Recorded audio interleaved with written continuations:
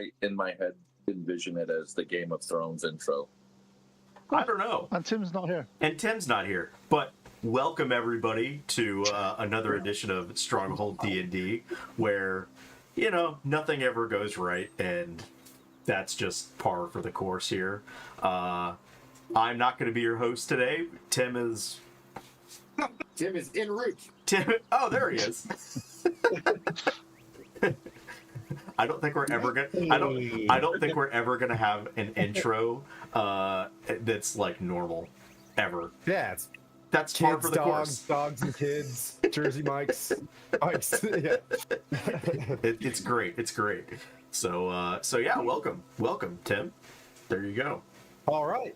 Yep, we're back for our Dragon of Icespire Peak / Storm King's Thunder, where we're really mired down in Dragon of Icespire Peak as Pete is trying to destroy. Pete individually is trying to just ruin me as a fledgling DM, as his Padawan. We've got 14 more followers. Boop, boop, boop. 14 more followers until another Wandering Emporium giveaway. I'd like to really thank them for all the cool box of minis that they passed out. Really awesome stuff. And then on our, what is it called, a stretch goal? I don't stream good, so on our stretch goal to 600 followers. That being said, we'll jump right into it, and then, you know, if more things. Anybody else have anything? I'll do some quick intros. We got Flynn sitting behind, or we got Aaron sitting behind his Maxi Flynn, if you can see him with his loot. We got Mirren, played by JD. We've got DM Pete / Puent from Bath. And we've got Nick playing Heineken, a gnome sorcerer, wild magic. Which, ooh, I gotta go hit the tables just in case. And then we've got Blandina played by Skylar. Let's see, for the people who were here last week, Mirren, Pete / Puent, and Blandina, roll a d20 for the recap.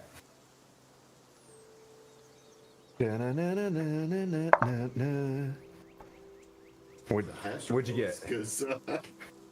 No, everybody thought they had high rolls for our one. I remember Gary was like, yes, I got a 13. Yeah. What'd you get? One. Did anybody get lower than a 1? No. I actually got a 4, and I thought I was doing it. I got a 9. I'm like, hey, I'm doing all right. I love Dungeons and Dragons. All right. For inspiration. You guys didn't get one last time. Who did it last time? No. Oh, it was Lawrence. Lawrence did it last time. Oh, that's why. If you're watching from Australia, Lawrence, it was pretty good.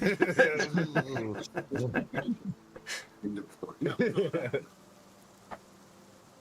We had just finished playing the Thunderboar and had taken with the help of a unicorn that happened to hollow the ground. That's right. Happened to take a rest inside of this mound of earth, whatever you call it, hollow. I don't know what it is. So we took that long rest there. Happened to find the body of Darthag, sadly enough, along with his journal, which had some unfinished tasks that needed to be solved in and around the Triboar Trail. Noting that and seeing that there was a quest essentially for an item to help slay dragons, another quest to go ahead and, let's see, where was it?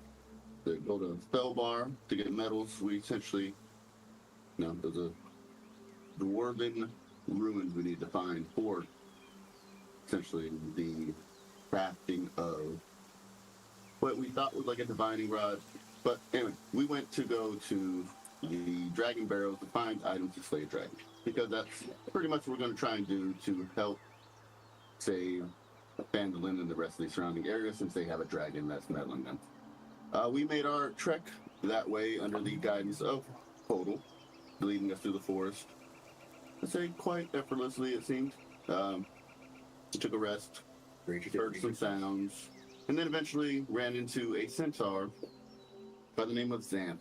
Xanth found us, more so than we found them, and had to essentially lay it on thick and throw in the charm, since he being a half orc, which they had recent problems with, and myself being a drow, which they normally don't have dealings with either.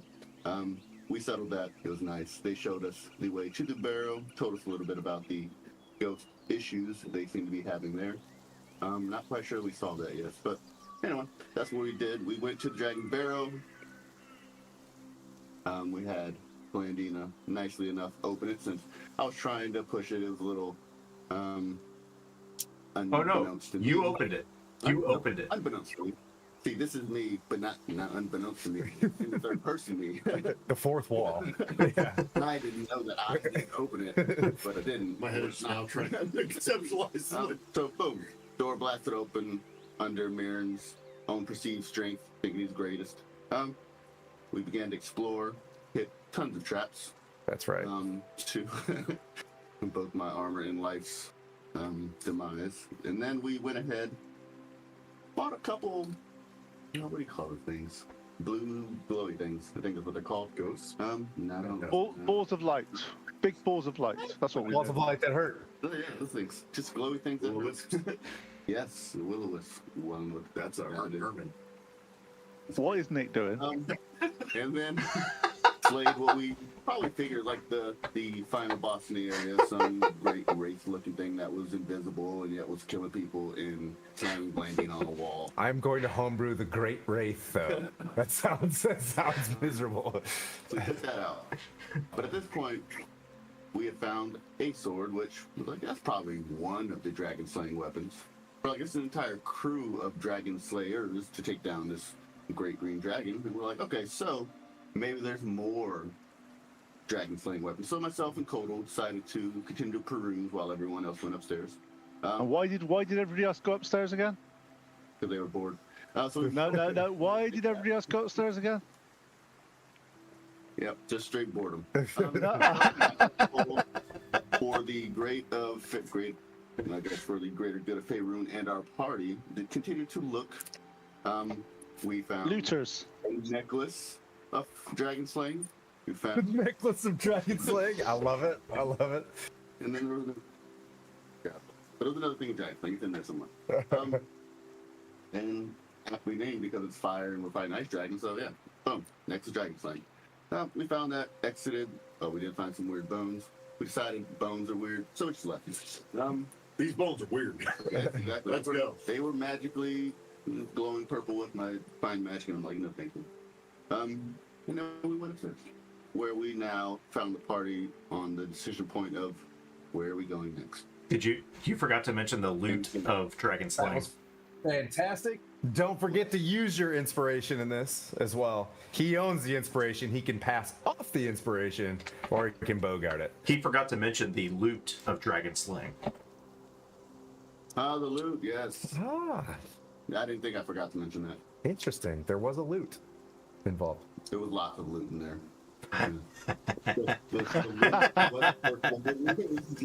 This is where you guys are discussing this as Mirren and Quaddle come up the hatch.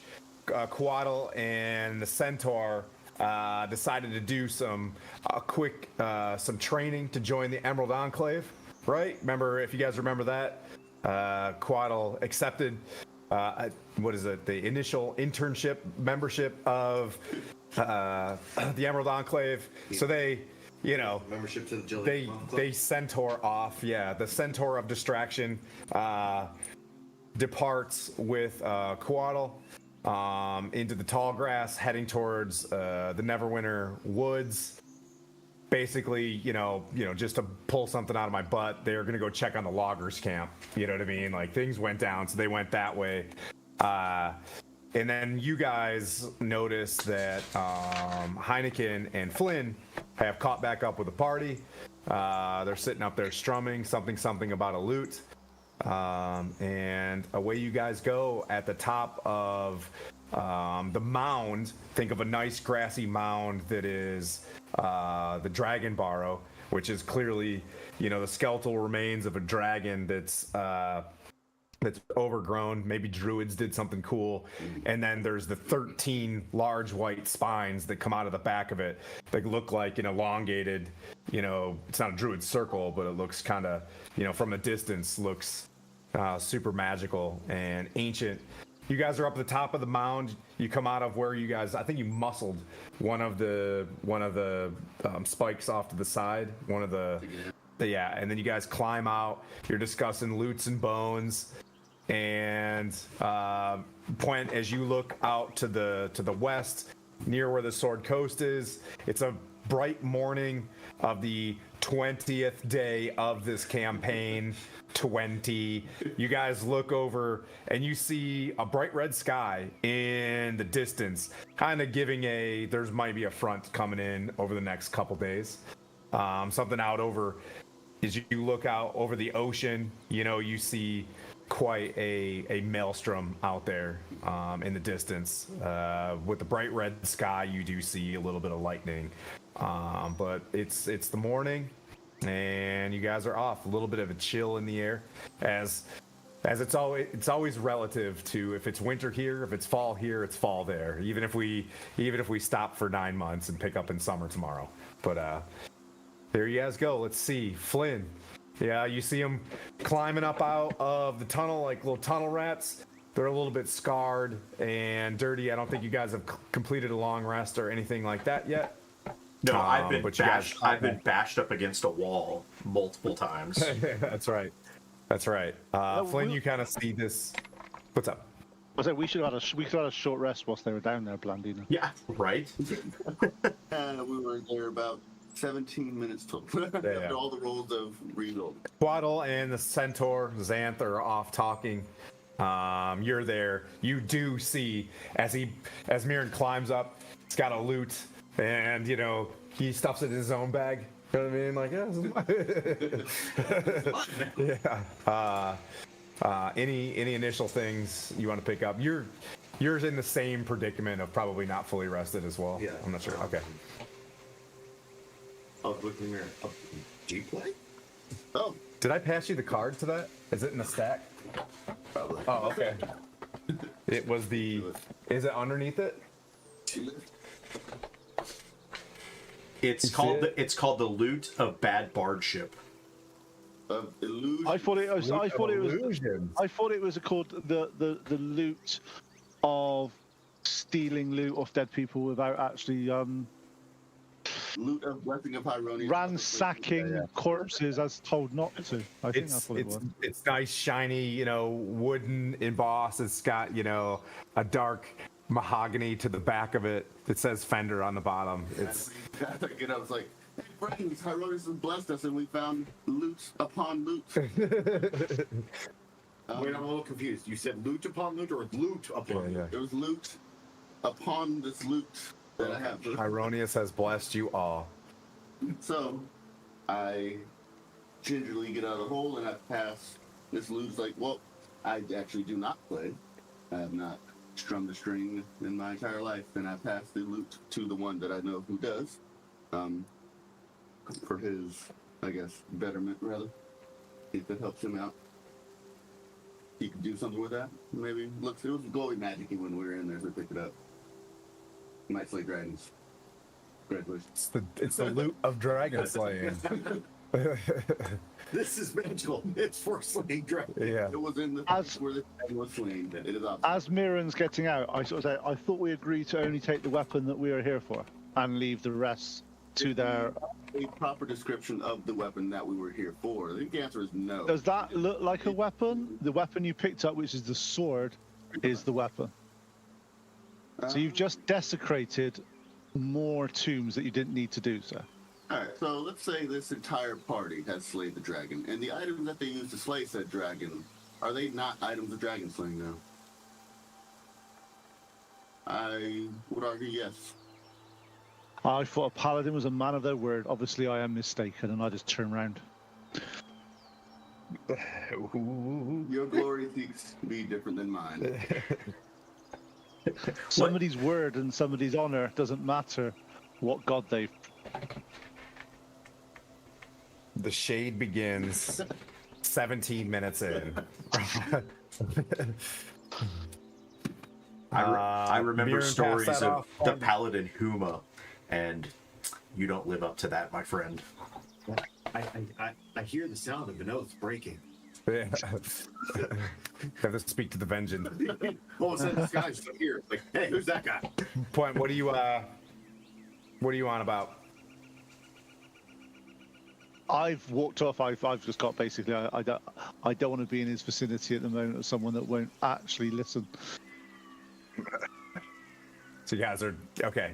It's that part of Cog's ladder where the storming phase is happening. I thought. I thought You're we had muted, gotten brother. to norming. Maybe we've gone to norming and back to storming. Yeah. Still muted, mate. Me? Still muted. No. Heineken. Oh. There you go. I'm still watching this all go down. Okay. Yeah. Blandina.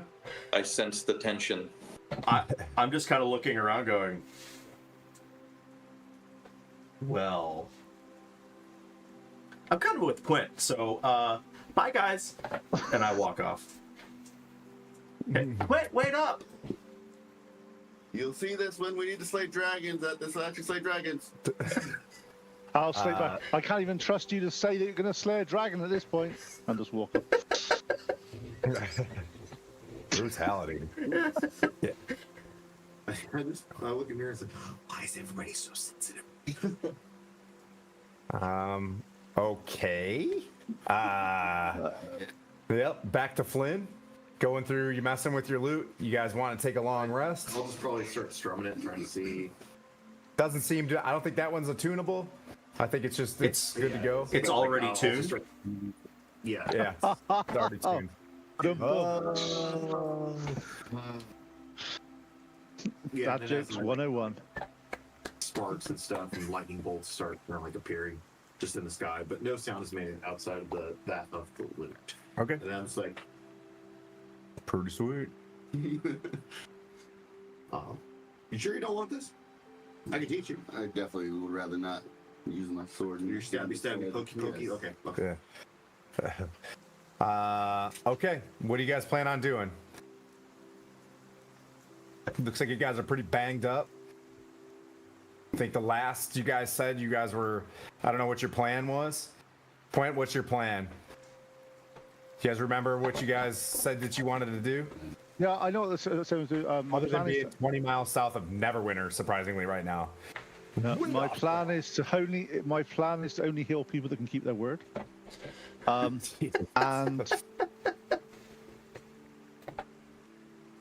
so I think we were going to go back to Flanders. We're supposed to give you the Dragon Slayer sword?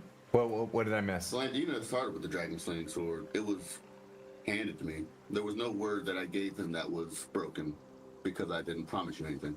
No, No, but we Blan- promised. I gave you the sword. You gave me the necklace of dragon slaying, and No, we promised that we wouldn't desecrate any tombs in here, apart from the one that had the dragon slaying. The term desecrate, as in the remains of these individuals who so courageously slayed the dragon, have remained intact. I messed not with those, and they are peacefully resting in their spots. The weapons that they utilize to save You- their room are being... I'll say you and I have a different definition of the word desecrate. desiccate. How would This you is feel? desiccated. How would you feel if you a loved one of yours, their tomb was ripped asunder, taken an item? How would that make you feel? ripped asunder. I will let you know that if you go back down there, everything is back in place exactly where we left it, minus the items. However, in that sense, if the world is coming to an end, as it may Insight very check well on be, point. Insight check on point? Yes. Go for Want it. to ascertain whether or not this is coming from it's a religious-based thing or it's a personal thing. All right. I'd like to continue my rant. Like, Make that roll, Point. I don't need to make the roll. In the Underdark, that grave would have been torn down and never been nothing left. What'd you I did roll? Quite well. 10?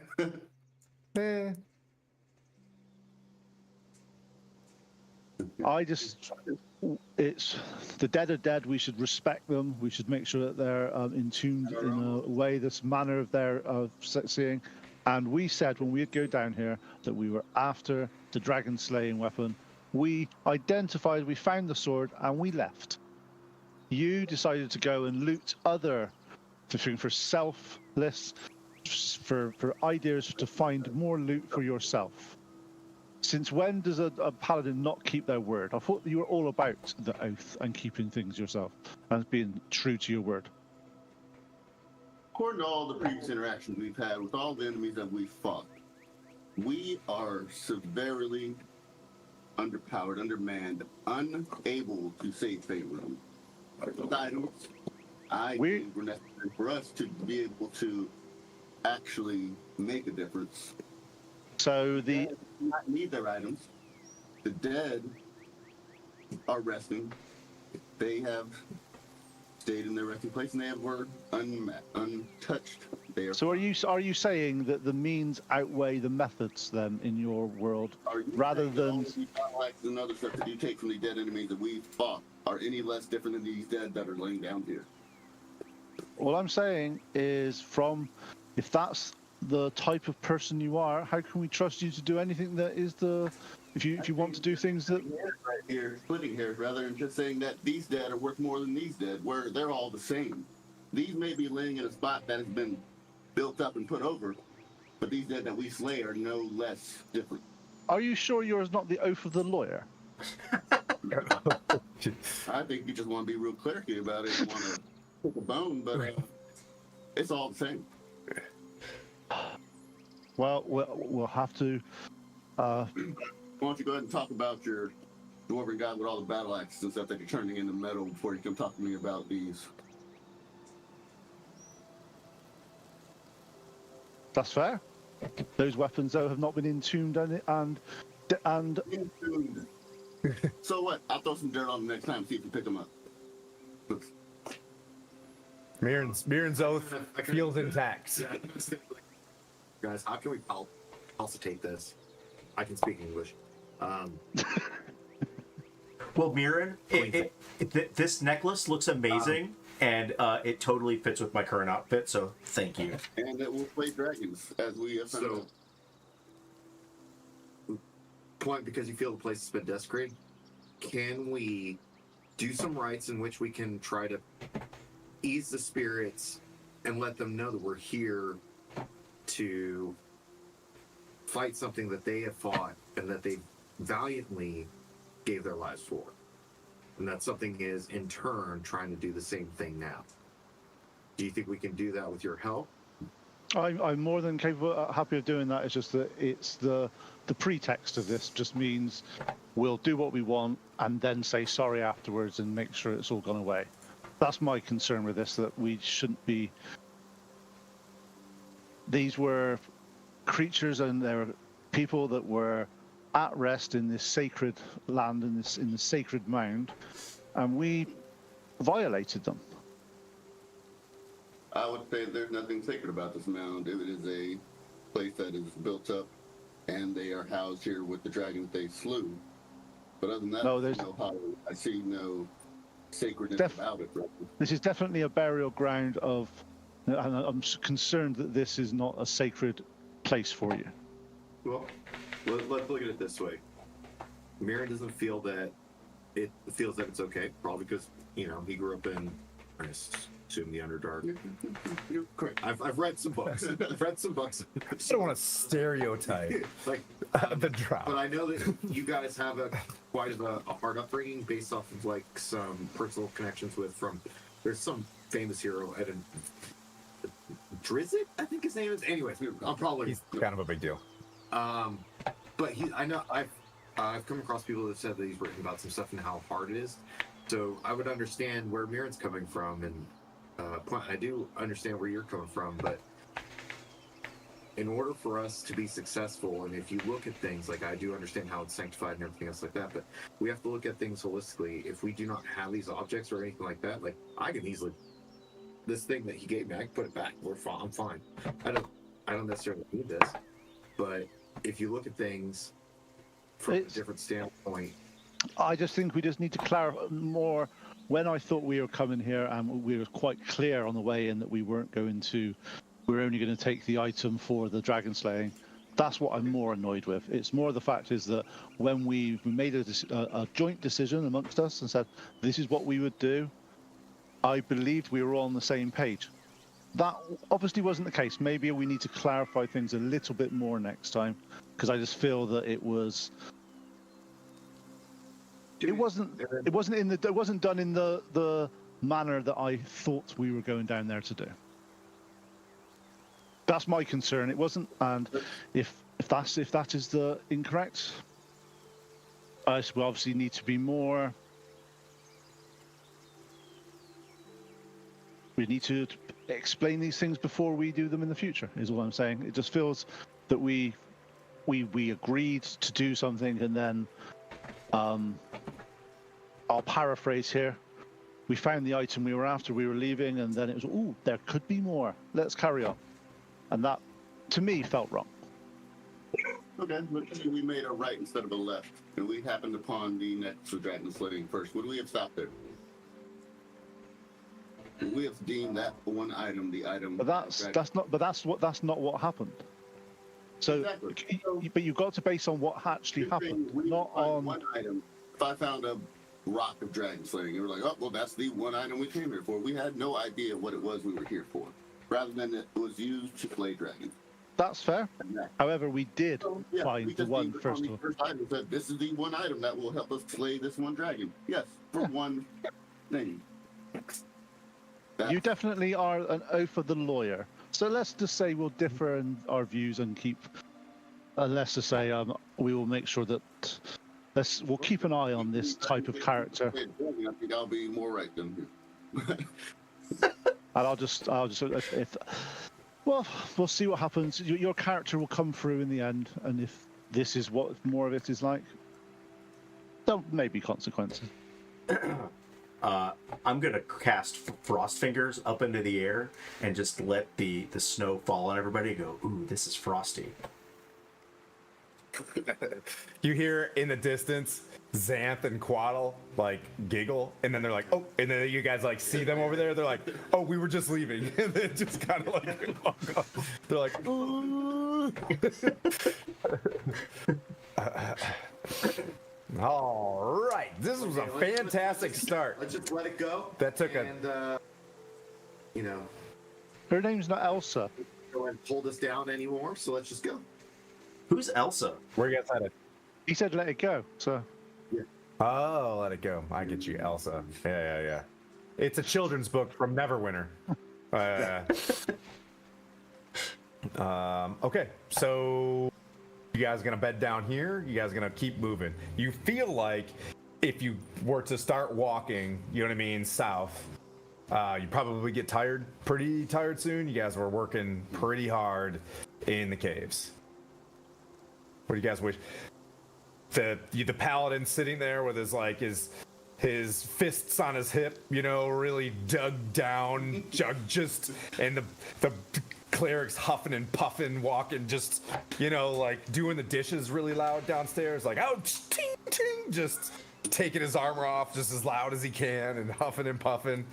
Heineken, what are you doing, buddy? You still I'm feeling the tension. behind the fourth wall? Yeah, I'm feeling the tension on this one. Yeah. What do you want to do? You want to take a rest? Yeah, I'm down to take a rest. Heineken crosses his legs. He begins. You guys want to take a long rest, a short rest? What do you want to do? Hey, thanks Steve Probably short Jeremy for the spots. resub. That's 7 months. Thank you, sir. we do a short rest. Are you taking the piss out of that because I'm a dwarf? Is that what this is? Is this what this is about? Wow. No more Iron Brew for Pete. Getting spicy. Yeah. So the evening goes by, long rest achieved. I'm gonna help this out. You know what I mean? As the evening goes through with Mirren and Puent just going from the party, like you guys are having your first sibling fight. Yeah. You know what I mean? Like you guys have been together for a strong 20 days, which feels like, I don't know if you've been in Forever. spicy situations for 20 straight days. It feels like 6 months later. You guys know a lot about each other's families and stuff and where you're from.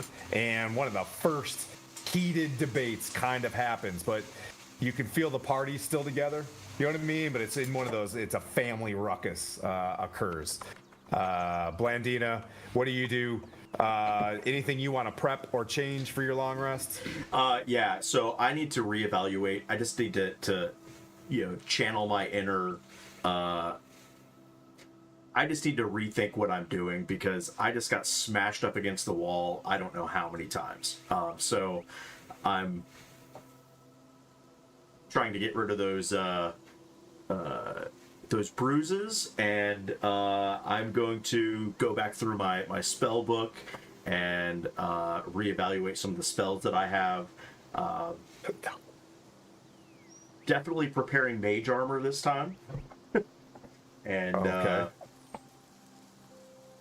probably yeah. So I'm preparing mage armor for the next time we go in somewhere because I don't need to get hit that hard anymore. For sure. Kind of looking up at Blandine and be like, is that new make? No, that's a bruise. So what I'll do Oh, So what I'll do for this long rest, before you guys depart, the only person, Heineken's got to go do some corgi stuff here in a second. So when Heineken comes back on his next long rest slash travel, my dogs are being so silly right now. He's just on the ground, fake running over there. Chippy, what are you doing, pal? So you leveled up since the Circle of Thunder. You got the killing shot on Garthok the Thunderboar. You feel that as you were playing in combat, you found that things started like moving a little better. You're able to use your tools a little bit more fluid. Your uniform fits, just right now, and you're a little bit faster. What has? yeah, because I was fat and I'm losing weight. Thanks. That was actually brought up in the last session, which was weird. So what has changed for you during this? What has changed with regards to level 5? What have you improved on? And Feeling that I have my power starting to grow from my experiences in Bard College. I know that I can focus more energy into some stronger spells. So, and in realizing that we have not necessarily, we've ran into people that are outside of my knowledge of languages. I remember something that was taught about a particular spell that can be cast through playing and stuff, which allows you or a person that you want to designate to start understanding any spoken language. So I start practicing that a little bit more. And then I'm also looking, kind of like trying to scrounge. I've been scrounging around for, I will give you the data for what just like a small plate model of like a ziggurat or something like that. Yep. Like I've been kind of trying to fashion that, remembering that this is something that I need to use in order to be able to utilize this magic either on myself or somebody else. okay, sweet. Alrighty, 1 second. That was good. No, I'm thinking like a ziggurat and saying like ziggy-zaggy, ziggy-zaggy. You're like, can you say that?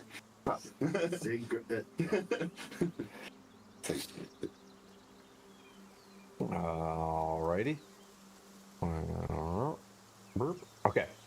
All right. So what we'll do with this one, since that was some spicy RP, which was awesome, which he sent his that wasn't the real me text. But we can always do that out loud, you know what I mean? To reduce the DM anxiety as I'm like, "Ooh, can I do that?"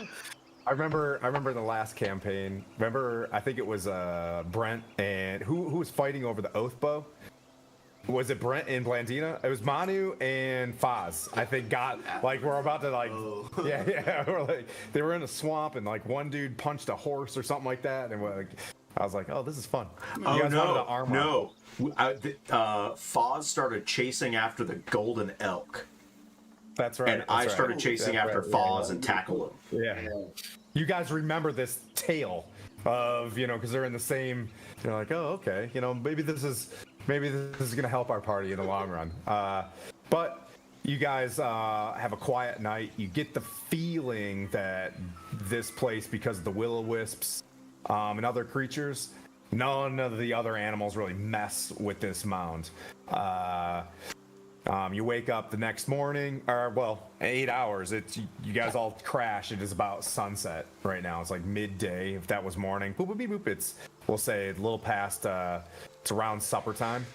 Not to be confused with dinner. And you guys go through your meals. You get the feeling that you're probably getting real short. Probably a good idea to go to Fanlin and resupply. As you guys are, collectively just about done with your rations soon. That was the plan anyway, to go that way and then down to Axel. Yep. So I'll say it's Lusk, Leylon. You're about a day's travel from Fanlin. So you'd arrive in Fanlin tomorrow morning if you wanted to travel through the night, which is pretty tight in Dungeons and Dragons. I'd highly recommend. But you know that the high road is only like 5 miles to the west. You do get that sense. Xanth lets you know if you go straight 5 miles, you can hit the high road and move south. we'll go as far as we need to. I don't know how long. So if we rest overnight, is it going to take 2 days to get to Flounder? Yeah. I mean, time. That maths for me. Yeah. If you rest overnight, it's like stay 1 day. Yeah, another 16 hours or so to hit the next thermal crossover. Right, Blandina, what do I do?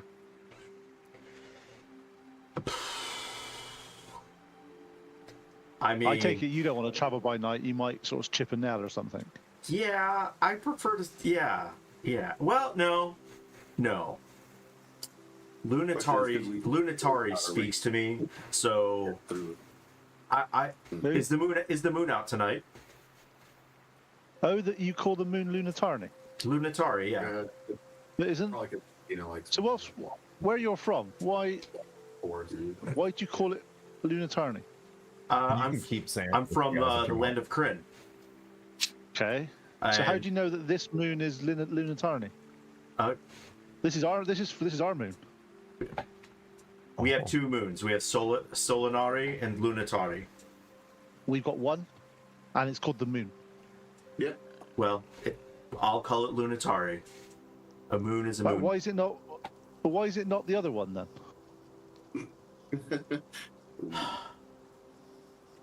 This dwarven logic, really?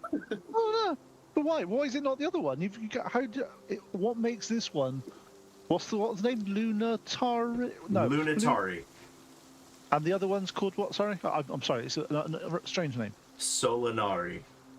Okay, so what makes this one Lunari and not Solinari? Because I said so. A characteristic? Because I said so. What month is? What time is this? Strange. Okay, fine. I was just trying to figure out if there is some characteristic that makes it remind you of this one and not the other one. Spicy Pete. It looks gorgeous, just like our goddess Lunatari. Oh, fine. I'm just wondering. I'm just. Lay sigh. You guys throwing your gear over your back and heading towards the high road, or are you gonna book it south? As I mentioned to the dudes in here, Quaddle will go off and practice some scouting and learn how to, manage a region is what, Emerald Enclave, but you guys can keep Xanth with you for the time being if you'd like. Well, if we're going to travel, I would rather travel right now. So Puent, just don't talk to me right now, and I slap him across the face. I'm just like. Actually, let me see if I even hit him. So what color? I have a question actually. What color is our moon in the sky? In Fern. Fern. Just wondering. I'm asking Tim, what color is it? White. So Okay. that's what Cool. it's White, and you can see a trail of like debris coming off from it. That's cool. Interesting. Thank you for that. be all huffy on the cast of meditation and make her outfit look even dirtier. Who? Blandino's dirty? Yeah. Look, man, Blandina just looked like a wreck with prestidigitation. Why the? What just happened? And I prestidigitation myself back down. So at this point, Xanth is just like, look, the high road is straight that way. I highly recommend, with what you guys got going on, you just hit the high road and go south, hit Leylon, hang a left, and you'll find Fanlin. He's like, you guys should probably have this sorted out before you carry this on. He looks at Puent and shakes his head, turns around and gallops off. Yeah, and he's out. No, I'm not sure. I'm just interested. This doesn't make much. Oh, fine. Okay, it's a moon. Let's carry on. Wait, is the high road like a hyperbole for something, or is it actually? It's called the high road. It's called the high road, you dumbass. You have 2 moons. Shut up.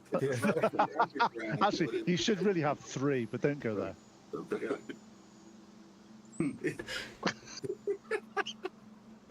Oh yeah, New Atari. I forgot about that. Rolls in the forest and trying to find. And color-wise, Yeah, it's red. so, It's red. yeah, I know. Lunatari's red. Yeah. Sorry, I'll put my anti-Kryn helmet back on now. I don't know anything about Kryn. It's fine. I ain't going to the high road. All right, let's go. Heineken coming. Yeah. He's there. Just being stoic. You know what I mean? Reading Seneca and Marcus Aurelius behind you guys, and you guys press down. Heading towards the high road. Yes, the high Moving road is- farther away from Storm King's Thunder, you guys move to the high road, and you see on the opposite side of the high road, it looks really grayish. Like there's no map on that side. Actually, someone moved by it, and it was like, return to combat, or your character dies. Something says you have gone too far. You guys hit the high road. You guys can go for a swim in the Sword Coast. I don't care. You move south. You guys travel on and on for the next day, and you get to Fanlin pretty tired. It probably, we say you travel through the night. We'll say it's day 21 now. As you guys reach Fanlin, the watchtower and wooden palisade are toppled and destroyed. Long divots pass through the town as it appears, and you see several smashed homes. Curiously, some of them. Anybody have dark vision? Anybody dark visions? Oh yeah, sorry, Drow. My bad. Yeah. How dare I? The town. You notice that some of them look oddly weathered and destroyed. Like you've seen things burnt down.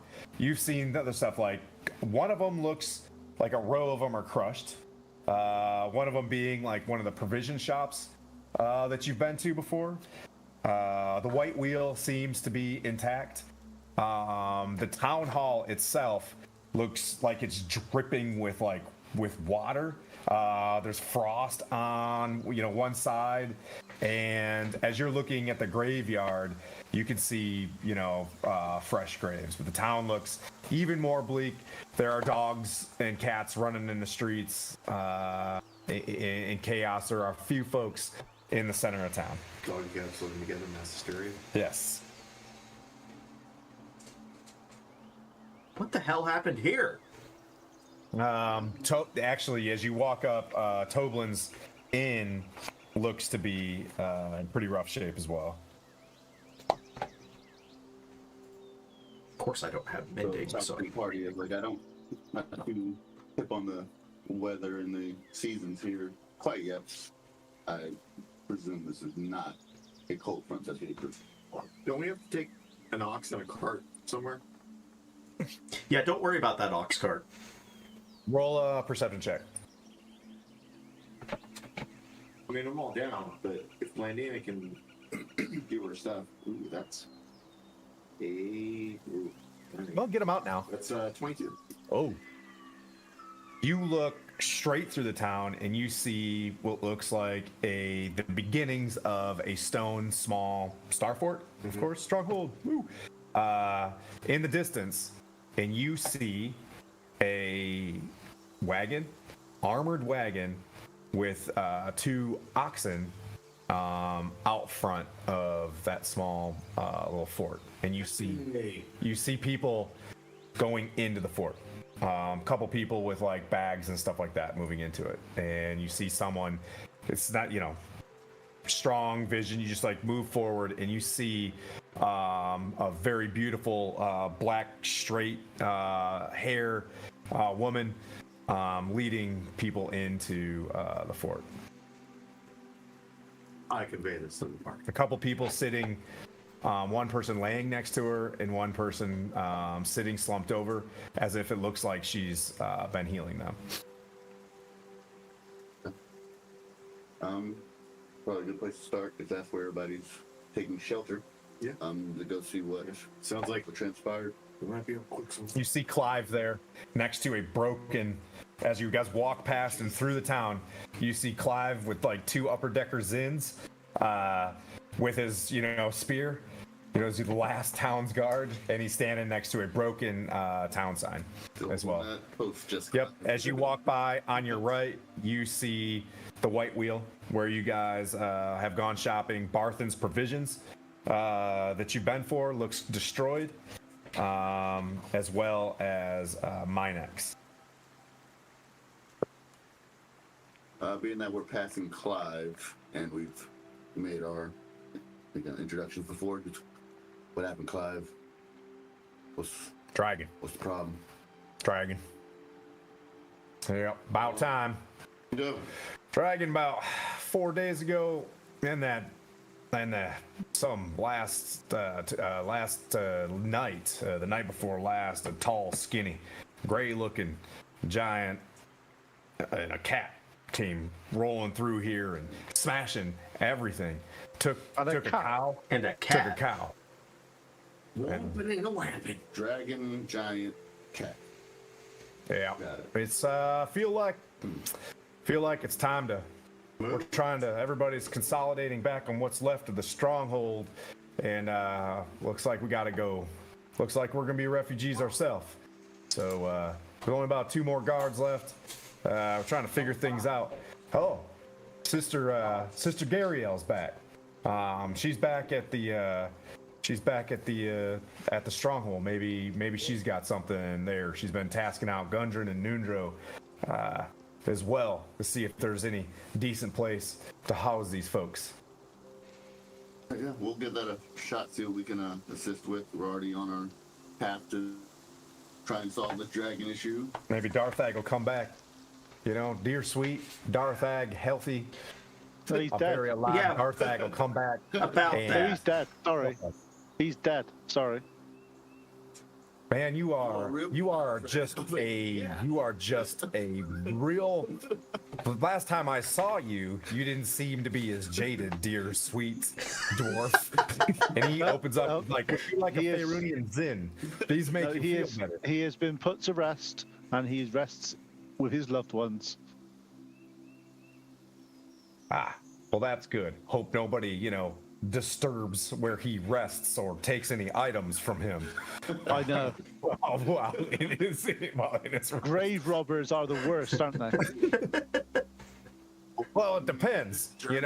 Are you using it to fight Tiamat? Then absolutely. At this It point, actually depends on if you actually establish your intent before you even, rob the grave. yeah.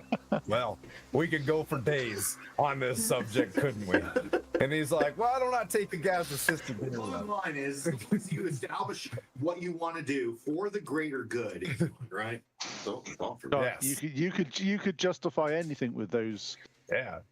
Matter of fact, if you guys are down with working with the Zentarum, they feel the same way. Kind of like opens his eyes all squintily. Opens his eyes Different all character. Different character. Yeah. And moves you guys. It's a small area, but it's kind of built up. Takes you guys probably 200-300 meters past some other inns, some small huts. You see a small halfling woman with her child. They head to. They're kind of walking alongside of you, eyes on the stronghold. They've got what looks like just a haversack over their back, just full of stuff of things that they needed. You can tell, with your great perception, we'll keep that rolling. You see some, circular oil painting, things of, family members and stuff like that. So it looks like they're packing out as if there's a forest fire coming or something like that. Phandalin has been pretty resilient for a long time, and it's finally at its wit's end through these times. Anyways, you get up to the stronghold. It's got like an open gate, and you see a woman that looks like she probably arrived in the past few days. Doesn't look as worn down as everybody else. Kind of directing things. She sees 5 or 6 strong-looking adventurers, and she just looks up. And she's like, "What are you guys? You guys are, a little bit." She kind of looks at, we'll say, Blandina, and well, you guys are a long ways from the Well of Dragons. I figure adventures like you were heading that. Oh, and she kind of looks at you guys and like. Think I saw you guys outside the Drunken Duck at the Waterdeep. You guys are still here. Yeah. You Still guys have here. my little robot with you. No, And she kind of He's looks on the other around. She's part. like, "Where's Bork?" he's elsewhere. Okay. He's up north. He's getting cold. He's with getting Sir very, Tim. very cold at the He's moment. with Sir Tim. Okay. That's right. And she kind of sits back and she's like, "Well, so you guys were tasked to come out here on some sort of secret mission. If I can remember. I hope that's going well for you. Phandalin could use a lot of help. As a matter of fact, well, Bork went off on she brought Bork to your guys' party. I don't know. She was in the. Yeah. So, yeah, are you guys aren't seeking refuge here, are you? She's looking at Blandina. No, we're coming by here to stock back up before we had a few other things that we had to do before heading to Triboar. But can we help out here in a way? Well, if you're heading to Triboar, whatever, I think that was a stone giant. That thing headed sort of in that direction. So keep an eye out there, and then this white dragon is still pestering this area, headed back to the south up on the Sword Mountains, where Gundren and Nundro think that they've got it pinpointed. They've been looking down here. If I may, Also, are you guys able to maybe take a quest for these folks? Gundren and Nundro have led me to believe that there's an old dwarven stronghold, a fortress with like one entrance that would really help protect these folks during these times of trouble. it's an ancient place, but it's kind of well known to folks. And the reason why nobody really hangs out in it is the fact that, well, it's got a marked past. Axel home, and she looks at Puent. If you're familiar, you can do a perception check if you want on Axel home. I'll look at Puent. I go, hey, didn't Darthag's journal mention something about Axholm? We were going to Axelholm because we were. I know our wizard here said we're going to Triboar, but first of all, we need to deal with this dragon first. This dragon needs to stop doing this around here, and we were going to put the dragon down, and then travel up to Triboar to sort some things out. It's unfortunately, we had a slight, detour in our quests because of an issue that has now been resolved. She looks over, and there's a guy sitting next to you. There's like it looks up, and he's got like a straw hat, and she's like, yeah, I heard you. I think, are these the guys? And he was like, you look up, you see, I don't want to say it. You see Don John Raskin. He's got his arms in a sling, and he's got his leg in a brace, and he just looks up to you, and he's like,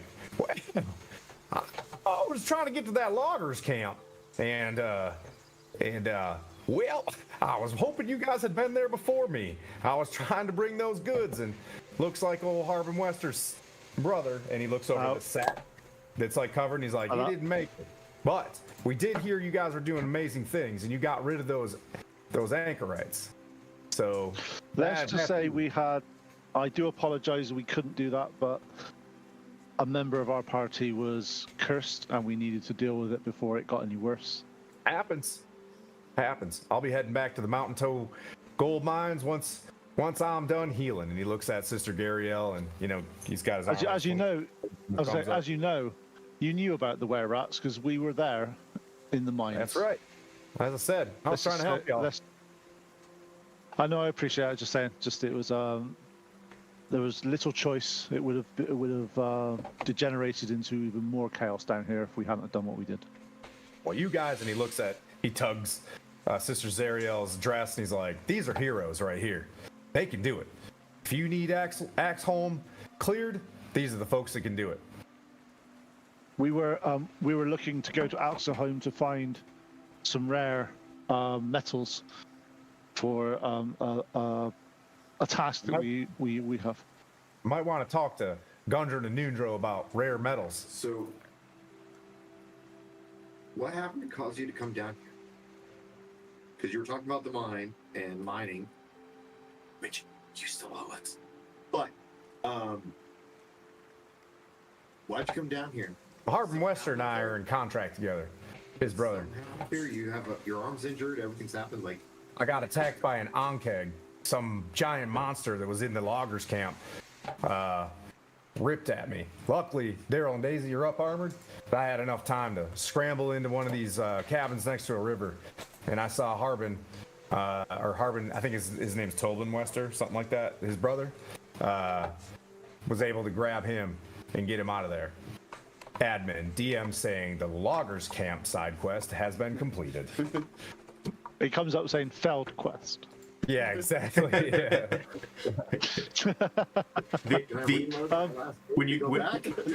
As you say up armored Daryl and Daisy, you hear you're welcome from afar. Is there a save game that we can go back to that allows us to get that arc and then carry on? Is there? No. Sighs deeply, and it's just like, well, the pit of Shumarath. Oops, nope, that's too far. On that note, where is Dungram and Nundrum? They're inside, probably poring over maps and greed. I turn to Flynn and Mirren and go, You may need to talk to these. If I remember correctly, we didn't get off. I know it's unusual for me to get off on the wrong foot with people, but I may have got off on the wrong foot with these people. Exhausted by his own character already.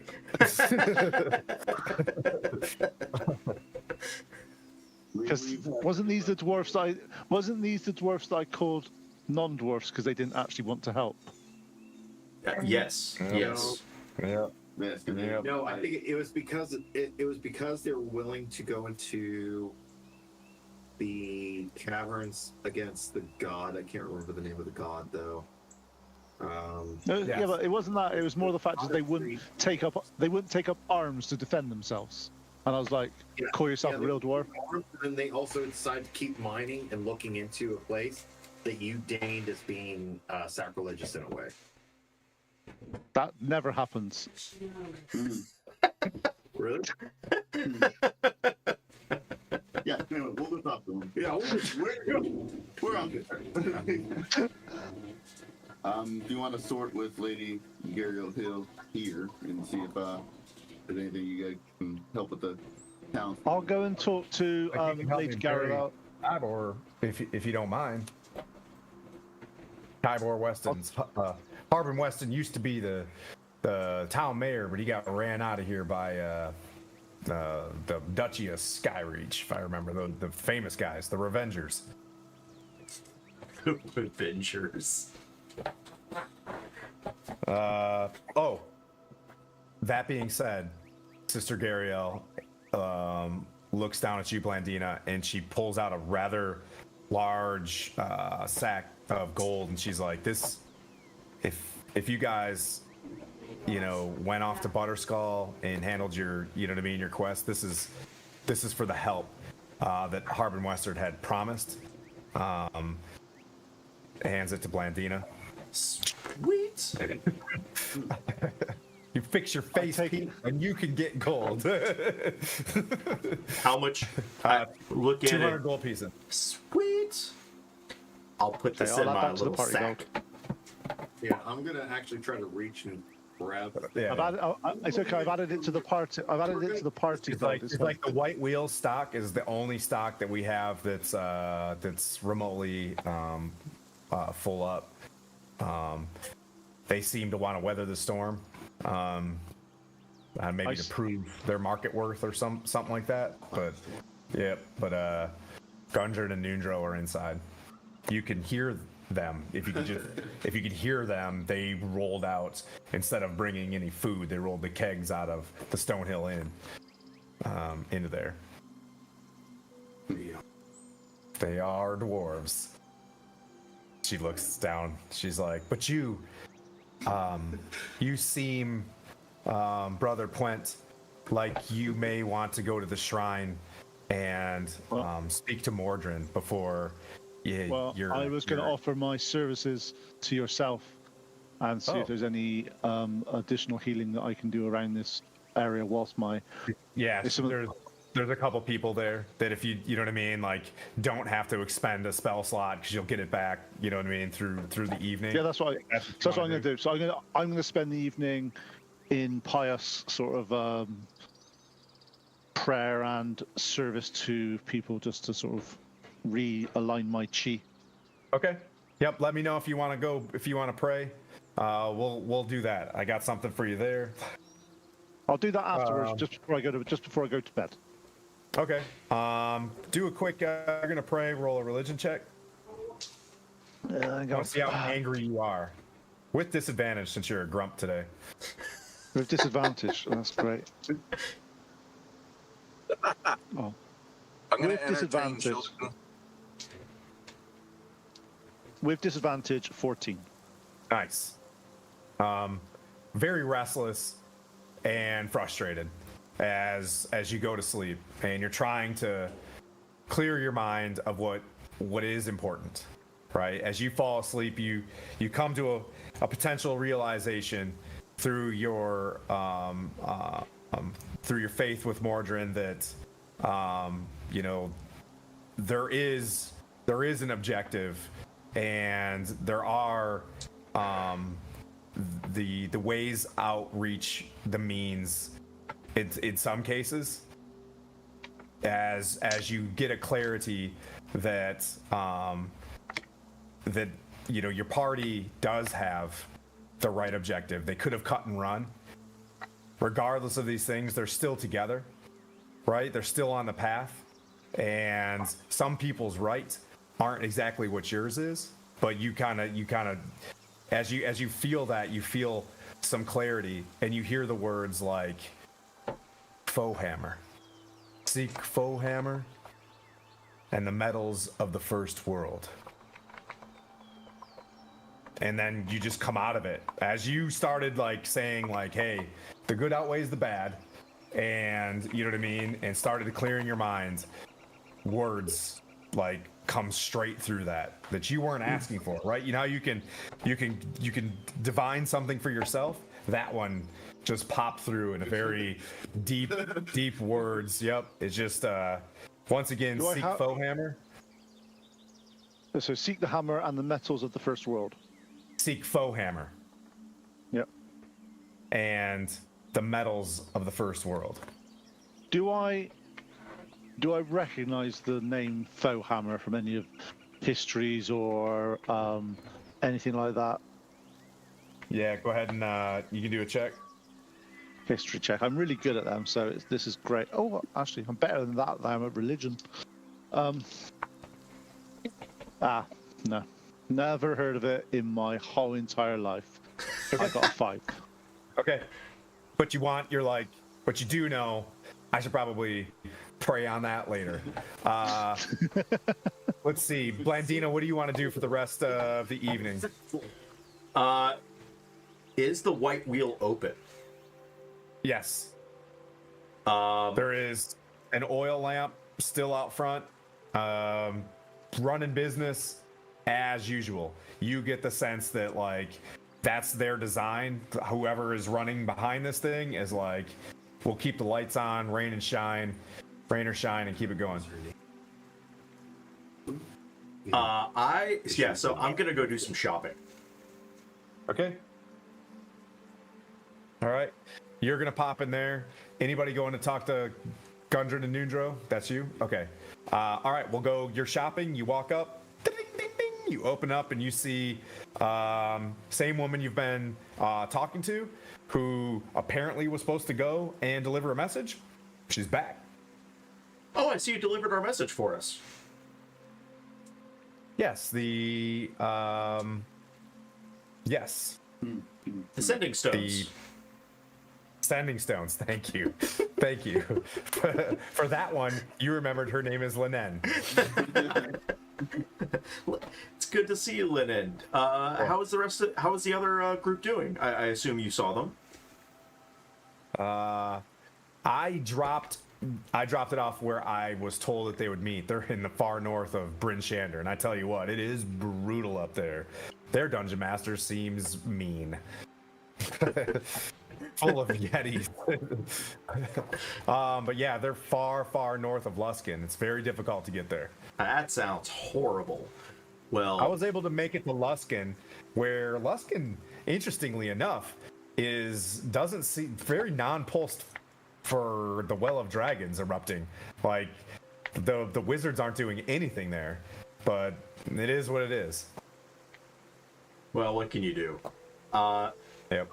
So, I release prestidigitation and I look like a complete fucking mess. I go, Okay.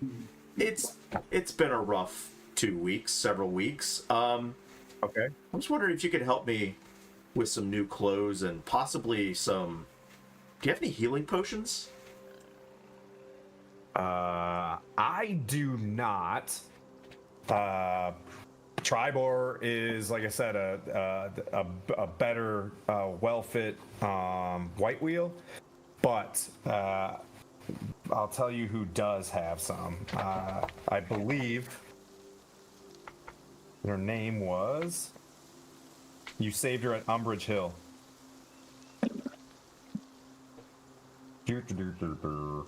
That lady. Oh man, she was the one who. I got her name here in a sec. Umbridge Hill was the Adabra Gwyn. the windmill, right? Yep. Abracadabra. Yeah. Yeah, Adabra Gwyn will have some, you know, she might have a couple left, but I'm sure she gave them out to some people that were just recently injured. But if you get to her quick, you could probably pick up one. Gotcha. My big thing is new clothing right now. Do you have any, like, just need something, you know, a little easier to move around than this dress? Okay. Yes, absolutely. What do you want? You know, she's like she's got really nice outfits. She's got, you know, basic clothing. What are you thinking? What time of year is it right now? It's getting into It's fall. Yeah. I need to look like Han Solo. I know you don't know who he looks like, but if you have any like nice leggings, maybe a vest, some boots, I think that's what I need. Pumpkin spice. Yes. Yeah, I got it. She's like, yeah, that's. I heard I can that's get here. I can get that across the street at Shellbucks, right? Yeah. Nope. Yo, the pumpkin. Yeah. Yeah. Oh. Shellbucks. If it's still running. Mr. Gary will shut it down. Probably there's maybe a cart in the Stronghold, but she's like, for 5 silver pieces, she's like, she give you the full get up that you're looking for. I'll take 2 if you've got them. Okay. Yep. She's like, well, that'll be a gold piece. You got it. Or right? Yeah. Justin, you can never have too many, have enough extras, because you got to look good all the time, is what I always say. Makes sense. Do you have a place I can change? Yep. There's a place. She's like, you could stay here for the night if you'd like. You know, she's like, if you want to rest here, that's fine. You're so nice. And I'll go change into my,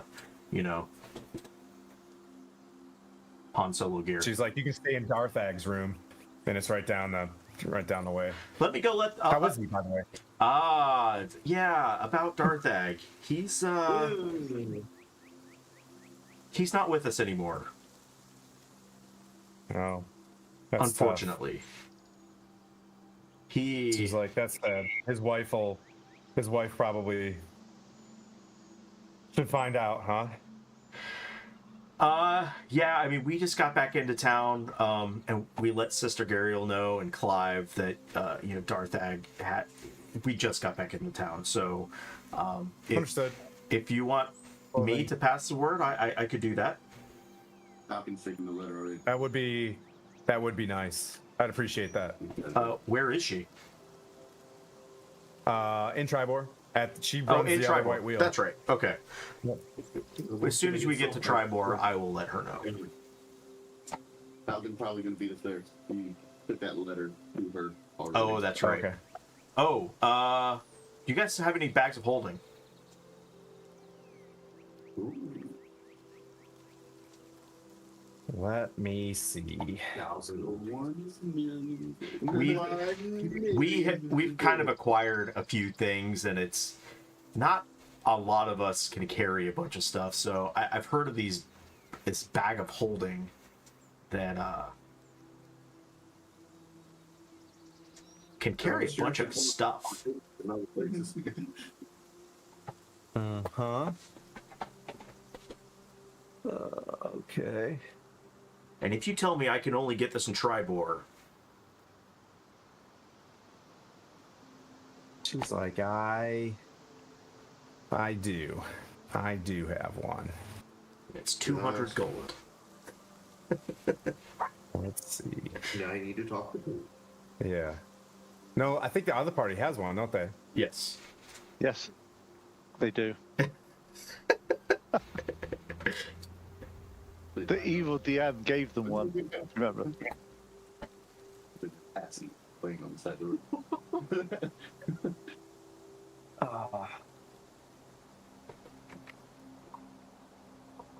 Searching.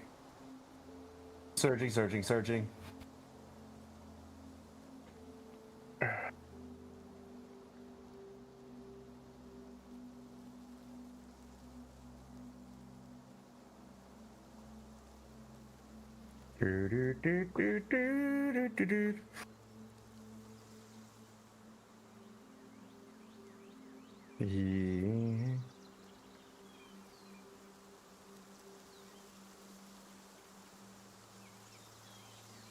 Oof. The price I'm seeing, Pete, is $500.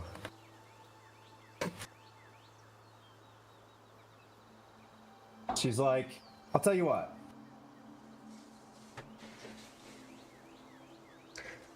I don't know that we've earned that much yet. It's a pretty expensive item, but I'd be willing to barter, or, and she kind of leans over. She's like, or maybe for some services? I mean, Oh, what? that's a bit forward. That's a bit forward. What? She's like, What kind of services are you talking about?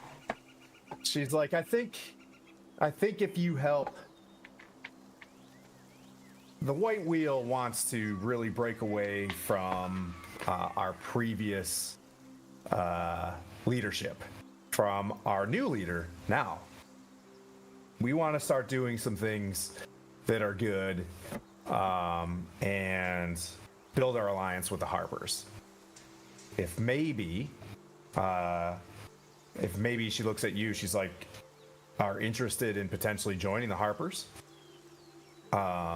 being a friend to the White Wheel, and maybe helping this group of people establish themselves in Axholm and clearing that out.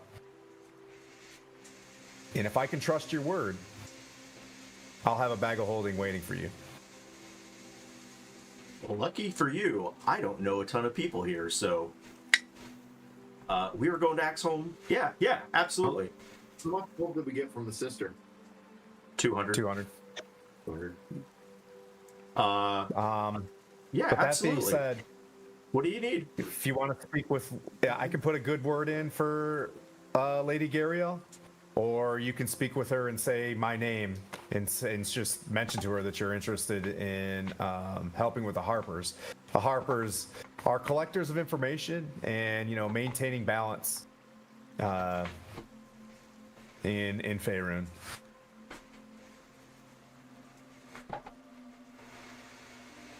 Well, I love information, and I'm always trying to learn, so... She's like, well, I'm going to put some tea on, and maybe we could just hang out. Let's stop talking business after this, and then tomorrow you'll be right as rain. Absolutely. Let's do that. All right. Flynn. Gudrun Neutral. Gudrun neutral. Yeah, switching voices. They're like, get it back. I walk up, arms outstretched, motherfire. Yeah, come give you a big hug, and he's like, we've got music tonight, lads. And they just spike a tap. We were looking for a reason to get drunker. Pour me one, and then I start just pulling out the lid. What brings you back? And I kind of like, hey, Mirror, start talking about. And I start strumming, like, just kind of relaying all, our journey. But then also kind of, as I'm talking to them, and trying to glean more information about the, what was it, the Dwarven, Axholm. no, was it? Axholm. Axelholm? Axholm. And like just trying to weave it more into just basic conversation, like, oh man, we did such awesome things, and then we had to do this, and then Blandina, the girl, was like the elf, and then she's like, yeah, she turned into a rat apparently. Yep. Ate a whole wheel of cheese. Do one of your perception checks, since you're trying to, tease it out of them. Mm-hmm. You can get an advantage.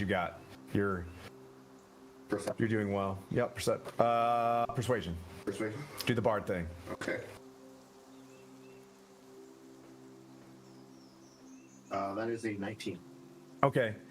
So you're carrying on with them, and then dropping subtle hints towards Axholm, and they're just like, "Glad you mentioned it." And they rip open the map, and you're like, they look over their shoulder and like, that crotchety point. We don't want, you know what I mean? Like, we can't get in there and clear it out ourselves, or we would have. You know, with our service to Mordrin is more of the studying of alloys and distributing wealth for the greater good of Thelbar, which, you know, we're hoping we can get our own resources, so they want us to bring us back in. We were well established in the Sword Coast.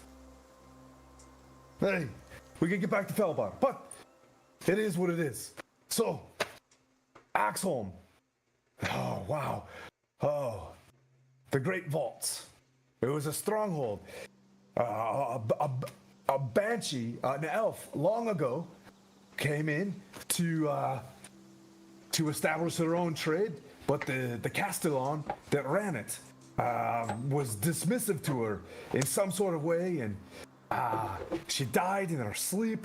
Something occurred, and she turned into a banshee and killed many of the dwarves before they could get out. She still lives there.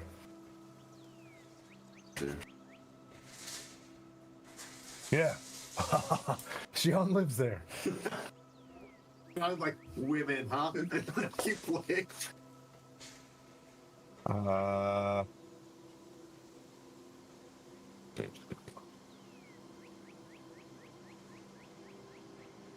Oh, Tim. Of course, I didn't write her name down.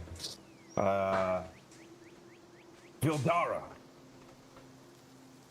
Vildara came there as some sort of ambassador, but tried to spoil the alloys that were in the vault. Was caught and executed. But she came back a real angry lady.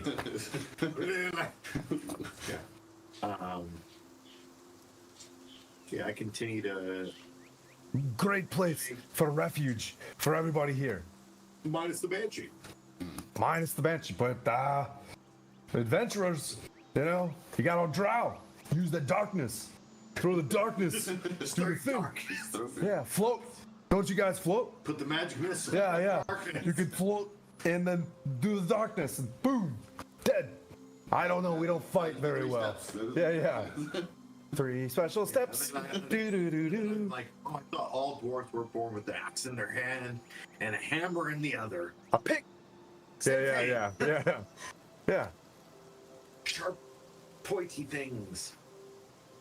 So, talking to them and say, do you know if there are medals of Felbar and Mirabar within Axelholm that we might be able to find, or do you have some already on hand? Well, if there were, and I might not throw an axe like your hammer, like the mean guy that's weren't able to stay in Felbar very long. There is an ancient ore, and it's called Mordite. Very rare. It appears to have been brought here from the material plane long ago. They say that the ancient strongholds were given this ore from Amon himself. But it's very few and far between. It looks like this ore, when properly refined, can turn into, and they start like, you know, these obelisks. Most of it was consumed for these obelisks that are one of the things that maintain the ordning. So everything tied back to obelisks. DMing. This Amon, would you say he looks like a man? He looks like a man. Oh, okay. Yeah, I'm not a giant. Mordrin is my guy, but you know, Amon or whatever, however it's pronounced, is the god of the giants. Anam. A-N-N-A-M. One of those ones. Like Lots of A's, lots of N's, lots of M's. Banana. Yeah. Phenomena. I believe it's Anam. Yeah. Okay. I think Skylar had it right. It's Manamana. Ba-ba-ba-da-ba. But I'm sure that's copyrighted, so we've just lost this stream. Yeah, I mean, one bar. Yeah, by some Swedish adult. Fair film. use. We got we fair went and use. checked it out before we went out and checked where you guys saved us. We got within 100 meters, and the stench of death. It is not good. How long has it been since Axelholm was fallen? And he's like, well, if I had to guess, 437 years. Only specific. Yet the stench of death still holds a big, Oh, yeah. powerful. Well, we're imagining there's quite a bit of foul undead in there. Real crotchy. Okay. You guys carry on for a while, and they just get inebriated, and you keep selecting. Hello. You know what I mean? Yeah. Okay. So we Yeah, get like option 4 keeps coming up for me. Just leave. No, Just it's gonna pick leave me up is there. once. Oh, yeah. The point where it just goes, that's the only option. Okay. Just click on Unfortunately, the loop constantly means you're drinking a drink every time. yeah.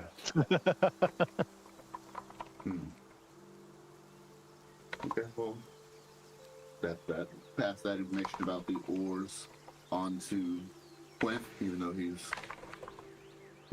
not in the greatest mood. bias. But like Mordite, if you've heard of it, may very well be in Axelholm.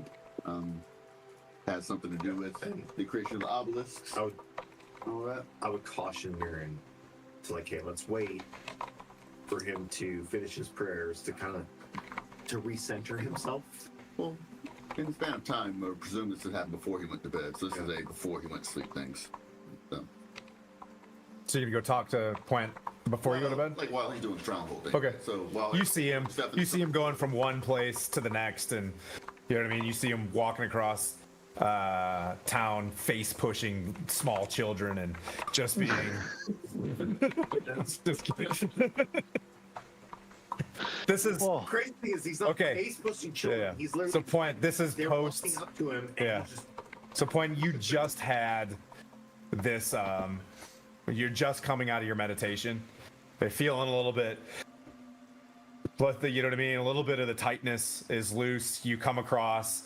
And just as your stress was relieving, you see chainmail and long white hair, twirling the Dragon Slayer, locks it back in, and you guys meet eyes but you're 10 feet apart, so you have to say something. You know what I mean? Go ahead, Mirren. Like, good news, rather. Mordite, if you've heard of it. I just now did in the bar with the Gundro and Nundro. Apparently it's an ore from a non who looks like a man, and it's used to make the obelisks. It may very well help us in our quest to sort this whole deal out, but it's in the Wow. afternoon. That's where Well, that means that could be interesting. Out of character, have I heard of Mordite before? Go ahead and make a religion check on this one with advantage, just because I want you to win. 18. But if you don't, that's funny. 18. Like, if there was one metal, you know what I mean, that's just impossible to attain and understand, it clicks to you right now that, like, okay, this would have been, you know what I mean, distributed. And if the giants, at one point in time when the giants and the dwarves and folks were working together, you remember kind of like back, you've heard of like this old empire long ago called the Netherese, had some pretty smart dudes, and probably and were the ones that able to like help you guys use Mordite to create. Well, you're not exactly sure. You just know that it's like really old, like powerful alloy. Okay. Thank you for this, and also Mirren. You're welcome. I appreciate that, Mirren. We need to have a conversation. I have been communing with my deity, Mordarin, and he's given me some clarity that we may not have the same views on things or same morals or the same way to do things, but we are working together, and we need to work on our. You see, Quent stumbling over his words as he's saying, apologizing for. Roll an insight check. Interpersonal relationships. Yep.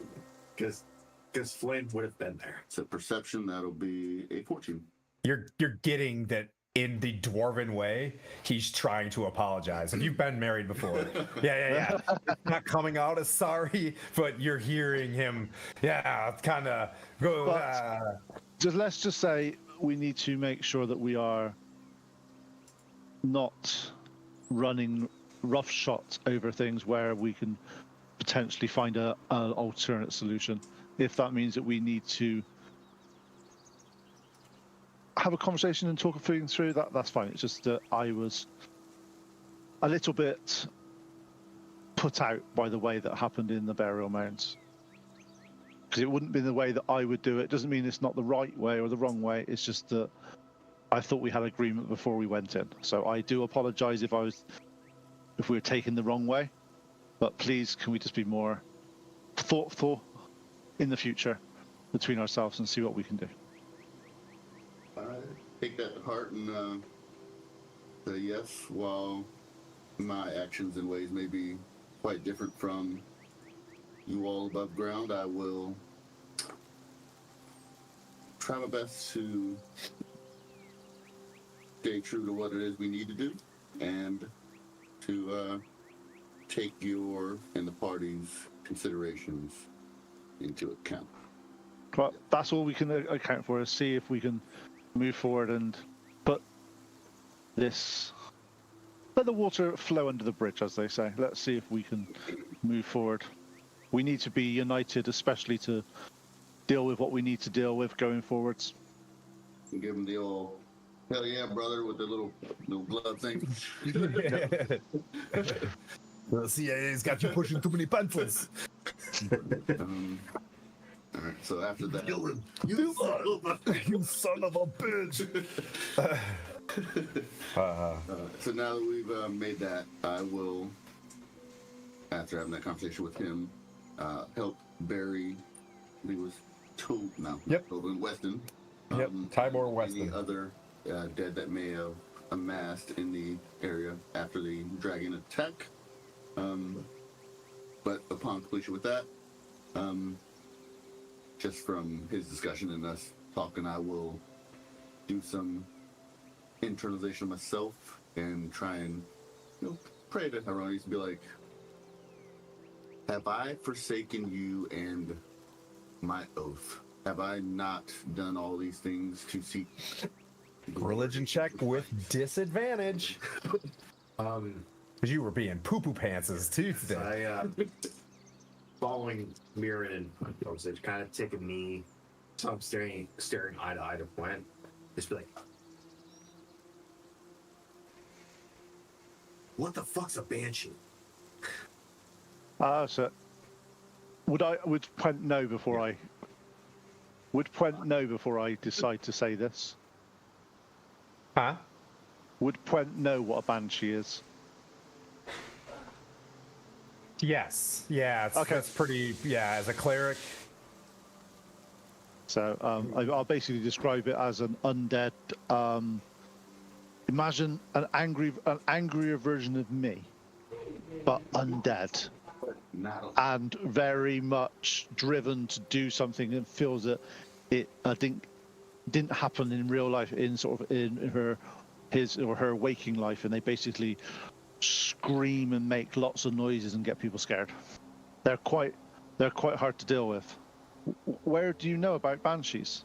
Oh, well, talking to the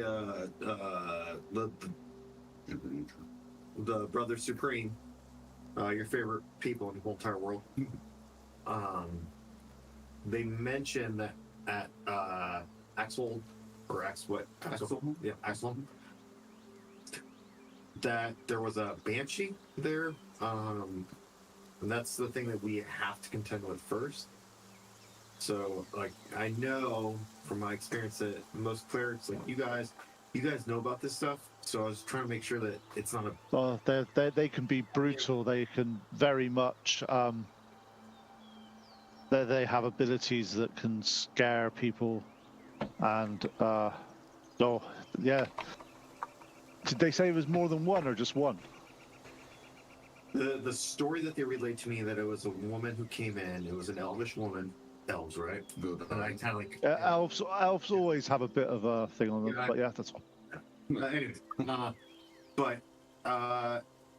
she was trying to change some of the materials and the minerals, and as a result, initially they told us that she died in her sleep, quotations, but then after some more libations and some music, they kind of divulged that she was killed because of her tainting of the minerals and the materials and all that stuff, which hopefully we don't have to deal with that with the metals that we're trying to look for, but we may have to. I know based off what they were telling me, we're probably me and Miriam, we're probably gonna have to deal with this thing. So I know that he's doing his paladin thing, but I want to let you know about it so that we kind of come up with a game plan, because I've never heard of these things before, and I know we've kind of come across will-o-wisps like what you guys dealt with, but I don't know if we've come up against something like this caliber.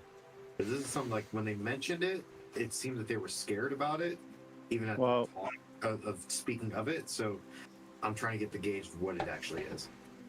Oh, they can be. Yeah, they're very much. If I remember, the stories that I've heard from them is they were able to just sort of go through people and just do damage from within. It's just, they're just they're very, very much a creature to be with. So stay away from. Okay. Is there anything that we can try to do before we go in, like talk to the sister or anybody like that, where we can try and? We need to do some research and see if we can find out something, because it's is there a less direct route for dealing with a creature such as this rather than just go up and try to punch it? Yeah. Do you think your god would know? Maybe, and also I can talk to Sister Gladriel as well and see if there's anything that she's aware of now that we know that was something that we'll be fighting. I'm not sure if there is. I've only heard stories. I've never dealt with one myself. So it's something that we need to find some information out about. You and Blandina seem to be a little bit tighter, kinda. I don't know. Like, you guys just seem like you guys were in agreement more so. I'm gonna see if Heineken knows anything about these things. See if he's come across them. Try and get some more data. But let's just meet up at the sister, and we'll try to merge information there before we set off. If that sounds good. Well, that sounds like it's a great idea. And again, thank you for keeping me and trying to sort of keep me on the straight and narrow with Mirren. I appreciate it. Mirren, you go to reflect as well. Didn't roll that high, but based on not necessarily. You're going through your day's frustrations and whatnot, and you're able to reflect a symbol from where you're from, where you got your first tenets of Hieronius. You remember a thunderbolt, and around the thunderbolt are the tenets of chivalry, justice, honor, war, daring, and valor. And in one of those kind of resonates to you of the honor part is not just necessarily yours, but you know what I mean, like the perception of the whole honor, and maybe just as Point is compromising on his side, you're getting to understand that like maybe all goodness, not just Hieronius' goodness, is what's valuable in these times. So like there are other good gods, and you know what I mean. We're all fighting towards the same ends. But that being said, you didn't really, you know what I mean, like you didn't roll that, you know what I mean, that high. You got something, but you kind of stick to the tenets as you try to envision Hieronius. Everybody goes to rest. Well, I was going to talk to Heineken real quick Okay. to try and relaying the same story, saying and passing in the information that I did talk to Plant and about the Banshee, and see if Heineken knows anything or before he met with us, like if he's ever come across any lore information in regards to it, just so we can get more data as to what we're going up against. Is that a Arcana check or an insight? I mean, you could do just do an overall. I want to keep you doing sorcerer things, right? So you haven't ran into a fellow sorcerer like some people have ran into a fellow ranger or whatever. I would say, other than reading anything and doing an Arcana check, yeah, I guess you could be religion, could be just want to think of what's your high, wisdom or investigation or intelligence. Both are not bad. They're about the same. You can either investigate or perceive. Investigating, you can see if there's any books laying around or whatever, but probably not a lot. But you could just sit back in your mind palace and just kind of see if you can remember something. Try an investigation check. I rolled a 17. Okay. With regards to a banshee, we'll say that you went off and you talked to Lady Gariel, and you guys are talking back and forth, and you're trying to peer what knowledge she has and you start to realize that she's probably working for somebody else. You recognize that she has a harp on her shoulder, and that she's a harper, despite the fact that she's and you're listening in as he's talking as well, so we can cut to the chase. And so are you, Lendina, before you head off to bed. She begins to talk about, like, well, it's not necessarily... there's nothing you can provide a banshee like a revenant, she says. Like, a revenant is, a monster that if... Because I was about to be like... Yeah. If it lost its daughter or a friend or its necklace, it needs it back, and it'll go away. The banshee is forever bound to the hatred that put it in its place, and it can't leave within 5 miles of it. So if you just ran away, if you lost, you could run away, and the thing will just reset. And you take a rest, you could go barreling right back in there, and you know what I mean? Hope that it also doesn't get a long rest. That's a pretty big run, though. 5 mile run away. That's going some. Yeah. I'm thinking I'm thinking about me and Plant. There are a lot of debilitating things that a banshee can do. As you guys are really trying to investigate this, it's large, it's vile scream. This thing could look at you and knock you out, so you have to be very careful. You've got a paladin that can cast bless. You've got a lot of things that can help you resist some of its powers. But now the scream, is it like a metal scream or like a... No, it's because I'm all about that. It's designed to scare you. So it's a metal screen, right? Got you. Yeah. Are we talking like Rob Halford type scream or? I'm gonna need the DM to pose an example of the screen. I just did. Yeah. Yeah. Yeah. We'll be there. We'll get there when we get there. Fantastic. Also, meanwhile, before the short rest, Heineken's going to spend his time helping Quent heal and using his powers with animals, entertain children, and try and bring a little bit of joy back to... Yep. Your guys' rapport with fresh. this area is pretty good. And, throughout this process, Lady Gariel, as she goes to sleep for the night, arrives back at the White Wheel, sits down with Blandina, and basically describes to you, because Linen pulled her in and was like, okay, like, we are running short on Harpers in this area because of everybody being at the Well of Dragons. If you're interested in joining, you can come on for a short while.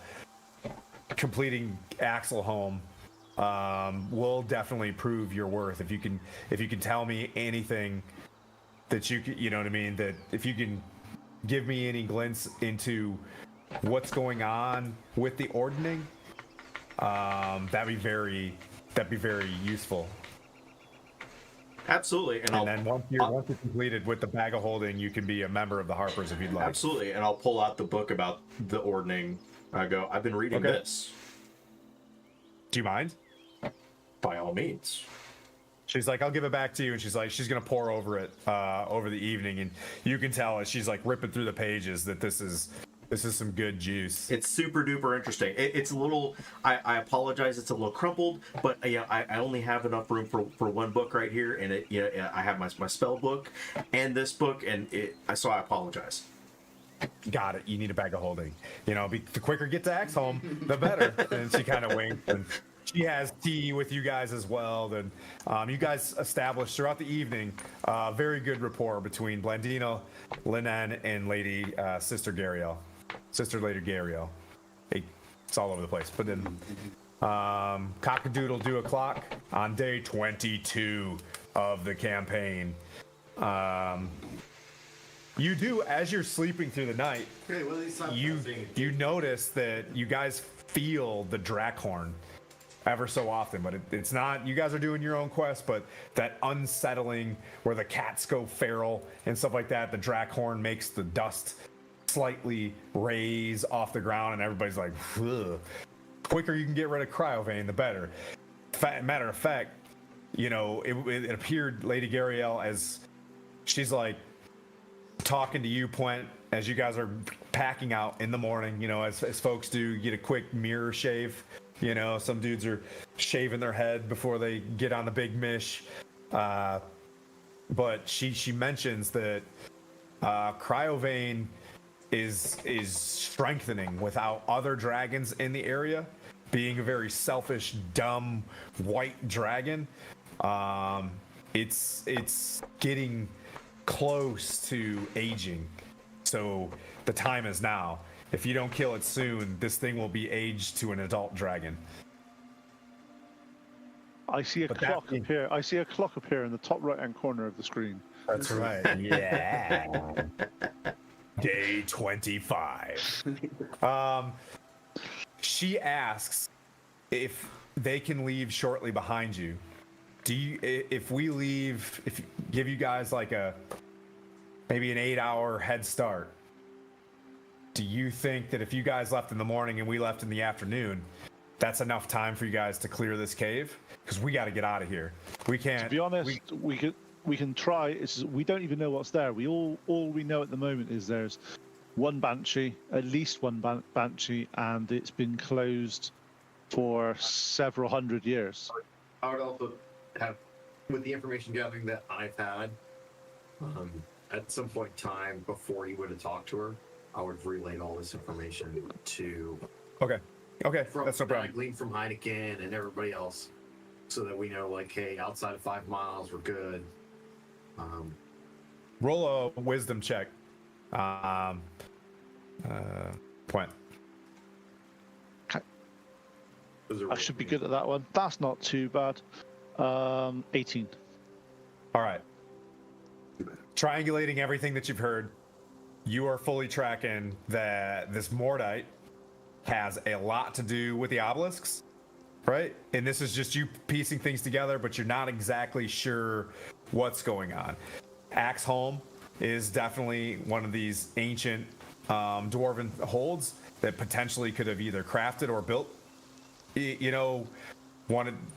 there was an obelisk nearby, there's probably a forge in there that could have built it, right? So you're like, okay, I get that you're starting to piece things together just a bit. And the information that he passed, you're fully tracking. Okay, yeah, so that makes sense. I would recommend. How far is it to Axelholm from here? 1 day. You'd arrive there. How many miles is that? Sorry, that's 20, between 20 and 25 ish. Yeah, I'm just saying. So if we say to them, what might be an idea if you start off and you get within 5 miles of this place, it's just that if there's a banshee there, that will run riot through all you people if it decides to attack you. And if we deal with the undead and stuff, we'll come back as soon as we can, and so you're closer than you are. I just don't want to put the refugees in risk. Is there anywhere 5 miles around Axelholm?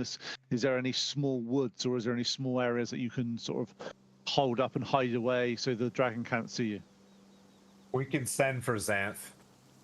As a matter of fact, Quaddle, appears and he's like, I'll get them there. I'll get them to a nice, safe spot. There's 150 refugees. 3 town guards are available. The rest are like either too old to have gone, to the Well of Dragons, but it's family members and things like that. Yeah, I'm just concerned that I don't like to give my word on something that I am unsure that I will be able to complete. Okay. And I don't know what's at the mines for us. If I say yes, definitely follow us after 8 hours, that feels like we could be setting ourselves up for more of a disaster than we are allowed. Okay. But yes, get closer, and we'll get back there as soon as we can to that location, so we can get you there much faster than you waiting for us to come back here. Okay. I just want to set some reasonable expectation that,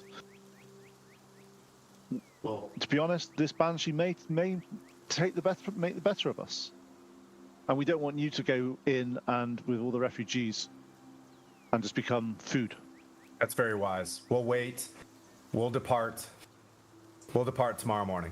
We'll give you 1 day's lead. I think a large group of people is going to take longer to get there than what we will. So they're already going to be a day behind us. That's fair. That's fair. I don't want to get any closer than 5 miles until we tell them it's safe. Do we have a map that we can designate for them? I know we've kind of agreed upon it, but kind of putting pen to paper. Gunter and Nundro have a pretty solid map of this area. And they'll be checking with the. I think I put it already in the. Well. Yeah. Oh, yeah. So, just kind of with Quent and the ladies kind of picking it out and going, okay, here is where we'll link up. It's a piece of cake. There's a copse of trees, just, you know what I mean, south of the. Yep. And then I kind of lean into Quent, like, hey, in the event that we aren't able to make it, where are these people going? So for example, we go in there and she just decimates us. What are these people doing? Because they'll be in this copse of trees with nothing. So maybe we have a recon force come out and just her and them come out, because it seems that they're defensible here, kind of. But have a small force come out, they link up, see if we're there, and if not, then they go elsewhere. I think leaving the town is probably one of the better decisions, since the town has been attacked. They may very well be attacked again. Getting them into a different area that is unknown to the dragon probably is a better benefit than just having them in town still. True. So, but a large group of people is going to be easily spotted. I think so. Yeah.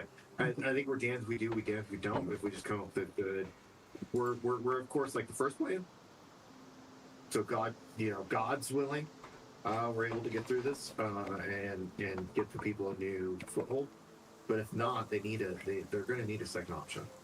Because if we don't do this and they put all their eggs in one basket, we're leaving a lot of people out to dry. And I know that probably both your guys' gods will probably not be too happy about that, based off what I know from you two. But Landina probably won't care, because her hair will probably look magnificent when she dies, but whatever. But you know it, bitch. People. So, when do you guys want to depart? They're gonna leave. Do you want them to leave a day later, or do you want them to wait? So, do we know what Banshee's most strongest? Because like if they're stronger at night, No, I mean, They're same. strong as long as we know as long as they're out of sunlight, they're strong. But if they're in the mines, there's no sunlight. Yeah. So, just question: did that bag of hold? Did you get the bag of holding? Did we get it like in advance, or we got to come back No, and get it? when after? we cut back from Axhold, we will get the bag of holding. Weren't we? Question: weren't we planning? I just want to make sure that what my memory isn't what it used to be. We were going from where we were to Flandlin, Flandlin to Axelholm. We were then going to go to Axelholm straight to Ice Peak, weren't we? Correct. I think we were going to weren't go coming back. I think we were going back through Fandolin because it's on the way to Icespire Peak. Oh, is it? Oh, is it on the route? Is it okay? Yeah, That's the. Sorry, I was just making sure that which way are we going. By your map, no, going straight up Axelholm, but she's like, I could make sure that the bag of holding arrives there if you guys reach the refugee camp. how about Okay. she puts it there the lady then brings it to How about you give it to us now, and then we'll do it because we're doing it anyway. yeah, Make your persuasion check. I'm gonna start like leaning in with point. Like I go. Yeah, I can do this. I start to stutter a little bit and go, yeah. Persuasion, yeah. Ooh, 19. So I got a +1 apparently. I nearly stop him and with a 22, but like I'll see what he says. All right. Point leans in and he switches his demeanor back to stern.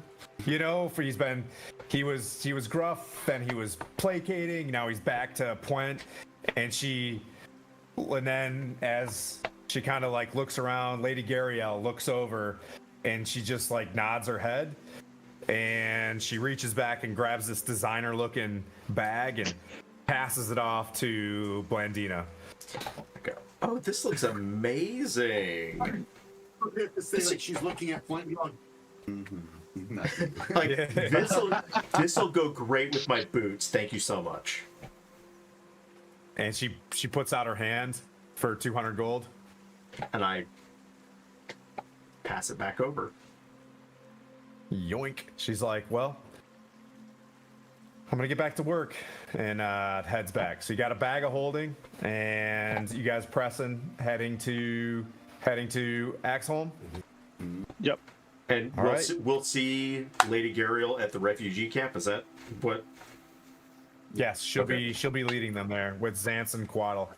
So you can assume that they're gonna get there pretty safe. So you guys depart. Let's say I'll leave the travel to, we'll say, Heineken. If you're there and you're muted just in case. You guys move directly there. You take a short rest at midday. Is there anything that you want to prep for yourself? And everybody do this along. I'm just doing the coaching. Is there anything you want to prep for yourself? Having heard about the Banshee, having heard about, this ancient place, is there anything you want to change or whatever as you move up? No, all I'd want to do is use my speaking with animals to try and gather intel. Okay. Yep, go for it. So, yeah, I'll call upon my jungle friends.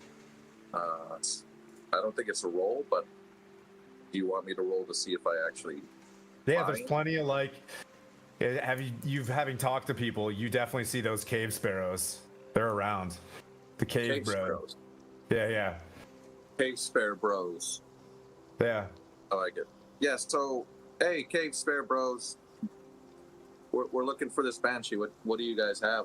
What I'll say, when you're talking to a creature that's this low of intelligence, I have to switch my style on this. You can basically ask the yes no kind of questions if they're simple. If you get too complex, cave bros are gonna be like, they're not gonna know. But that's for most animals as well. Okay. You guys, are we on the right track to go take out this banshee? Yeah. Have And you it kind of seen- circles. It goes ahead, circles in a direction, and then comes back. And it's just like, yeah. Okay, so I'm gonna relay to the guys. Hey, follow the Fairbro. That should take us to the Banshee. Next question: Have you seen a lot of other adventurers come this way, never to return? Yeah. Okay. She dangerous, guys. A lot of guys coming through here. More than 50? No. Okay. That's all I can glean. That's all I can glean. Yep. So you basically ask if we're on the right path, and you ask some, are there any changes? You know what I mean, to where we're going. You guys move forward. No real issues, unless anybody else wants to make a perception check along the way. You keep moving forward, and thrust out of the base of a dark gray mountain is the entrance to the Dwarven Fortress. A dark 15-foot wide passageway flanked by 40-foot high bulwarks of smooth, seamless stone. An iron portcullis covered with rust blocks the entrance. Arrow slits carved into the bulwark are dark, revealing no hint of occupation. It's very quiet. As you guys move forward, you guys could almost DF by the stench. You move up, and just like Petra, there's mountain, and it's just like sheen flat. There's no bas relief of a dwarf or anything like that.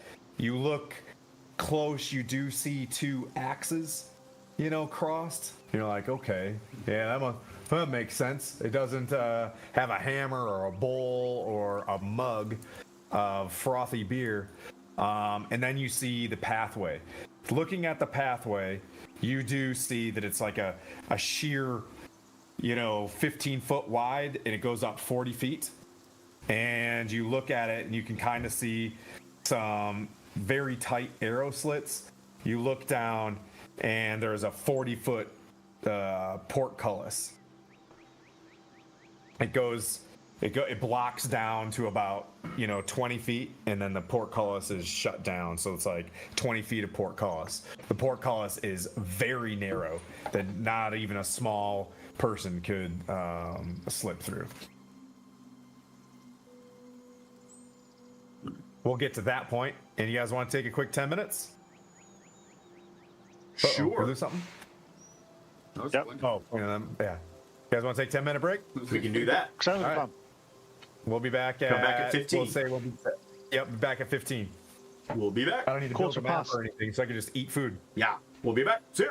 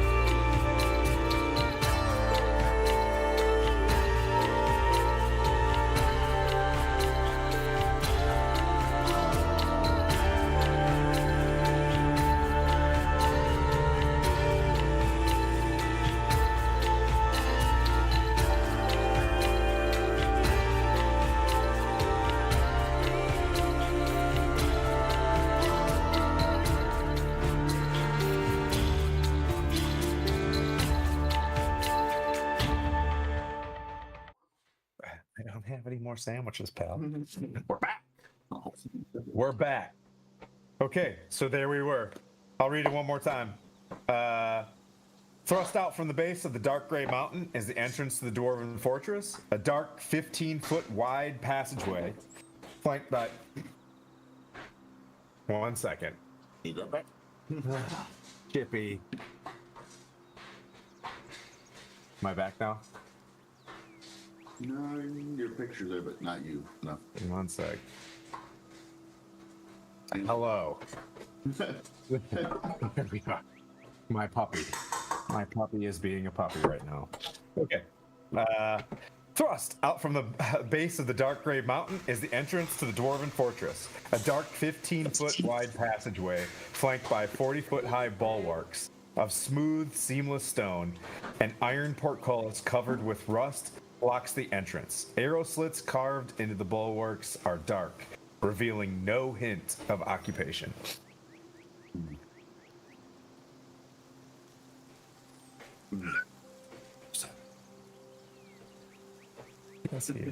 You're muted. Pete, point.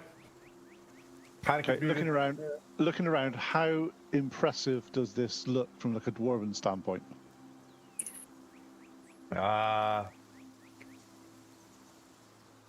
Would this have been like a great hold at some point before it fell to ruin? This looks like this would have been if the Sword Mountains were owned by a clan, right? This is probably one of the redoubts or a fallback spot or whatever. Like this, think of Mithril Hall had different entrances and forts or whatever to the main entrance. This probably, it doesn't look like, you know what I mean? Like this was fantastic. Don't think of Helm's Deep type. The lonely mountain or anything like that. Like this is okay. But then again, so this would be really utilitarian type thing, quite plain, quite but sturdy and well built type. Nailed it. Okay, just want to just look around to see if there's any sort of hidden or any ledges and stuff like that people could be shooting, because obviously this looks like an ideal death trap. Oh yeah. What you're tracking is this is a fortress. This pathway is death. If you know what I mean, like that as you're looking up and seeing the arrow slits, that this is super not chill. You also smell the stinging stench of death. That doesn't sound good, or smell good. Yeah. You hear nothing.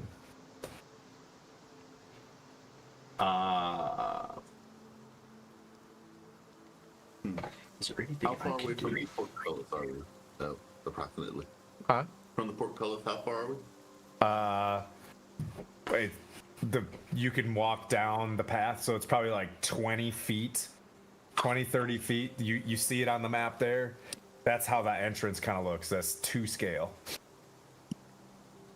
All right, since we are now in the thick of it, as it is, I'm going to cast Protection from Good and Evil for myself, as I presume I will be the first one in to lead the walkway, or lead the charge rather, to go ahead and get in there. So I'll Protection against Good and Evil on myself and begin to walk up to the portcullis to see if I can find a lever or switch or anything to raise that. Yep, you can go ahead and make a investigation check to try to perceive if you want to go down the wisdom route. Yep, 12. Okay. This thing looks immovable from here, other than maybe magical means or just straight hammering on this thing. Could possibly lift it. Could we have a look around as well? Whilst we let the strong men do their posturing and alphaing and making sure they want to lift this, is there any looking around? Is there any other ways in that we can look at? Is there any cracks? Is there any? Obviously, this is old. This has been falling apart for a while. Is there any other entrances that we can see? Like I said, there are arrow slits that potentially a small person could get through, but not like you couldn't fit through that. What are you trying to say Make a about my size? Make a perception check. Jeez. Ah. I get Perception it. check. England got beaten by South Africa yesterday, but I didn't even watch it. I don't care. It's fine. so did France. 18 on perception check. You look at the slits and you look down at Heineken and you look up at the slits and you look down at Heineken and you look up at the slits and you're like, huh, he could fit through there, or you know what I mean, like, or a wizard could cast, you know what I mean, like you could definitely knock it, you know what I mean, but or you could go through the slits. No, they say don't knock. You also know I'll try. that if you went over the mountain, you could probably find, if you looked hard enough, there'd be a lot of time, but you could probably find a chimney. Well, that's an option. We got a couple of options now. We can see what's around for us. And that's just because you got the dwarf with you. No, I wouldn't have thought of that. Do you want to play some gnome tossing? Fuck off. I've got teleportation or misty step. Get in there. But You can fit through it though. yeah, you want me to go take We a can look probably, through? to be honest, we can probably just hold you up and you'll be able to get in through the. Actually, I wouldn't be able to hold you up because I'm not that tall. But one of the taller people could hold you up and get you into the arrow slits. Where's the drow? Where's the human? No, Yeah. let's do this, Heineken. There's 2 arrow slits to your right, 1 arrow slit to your left.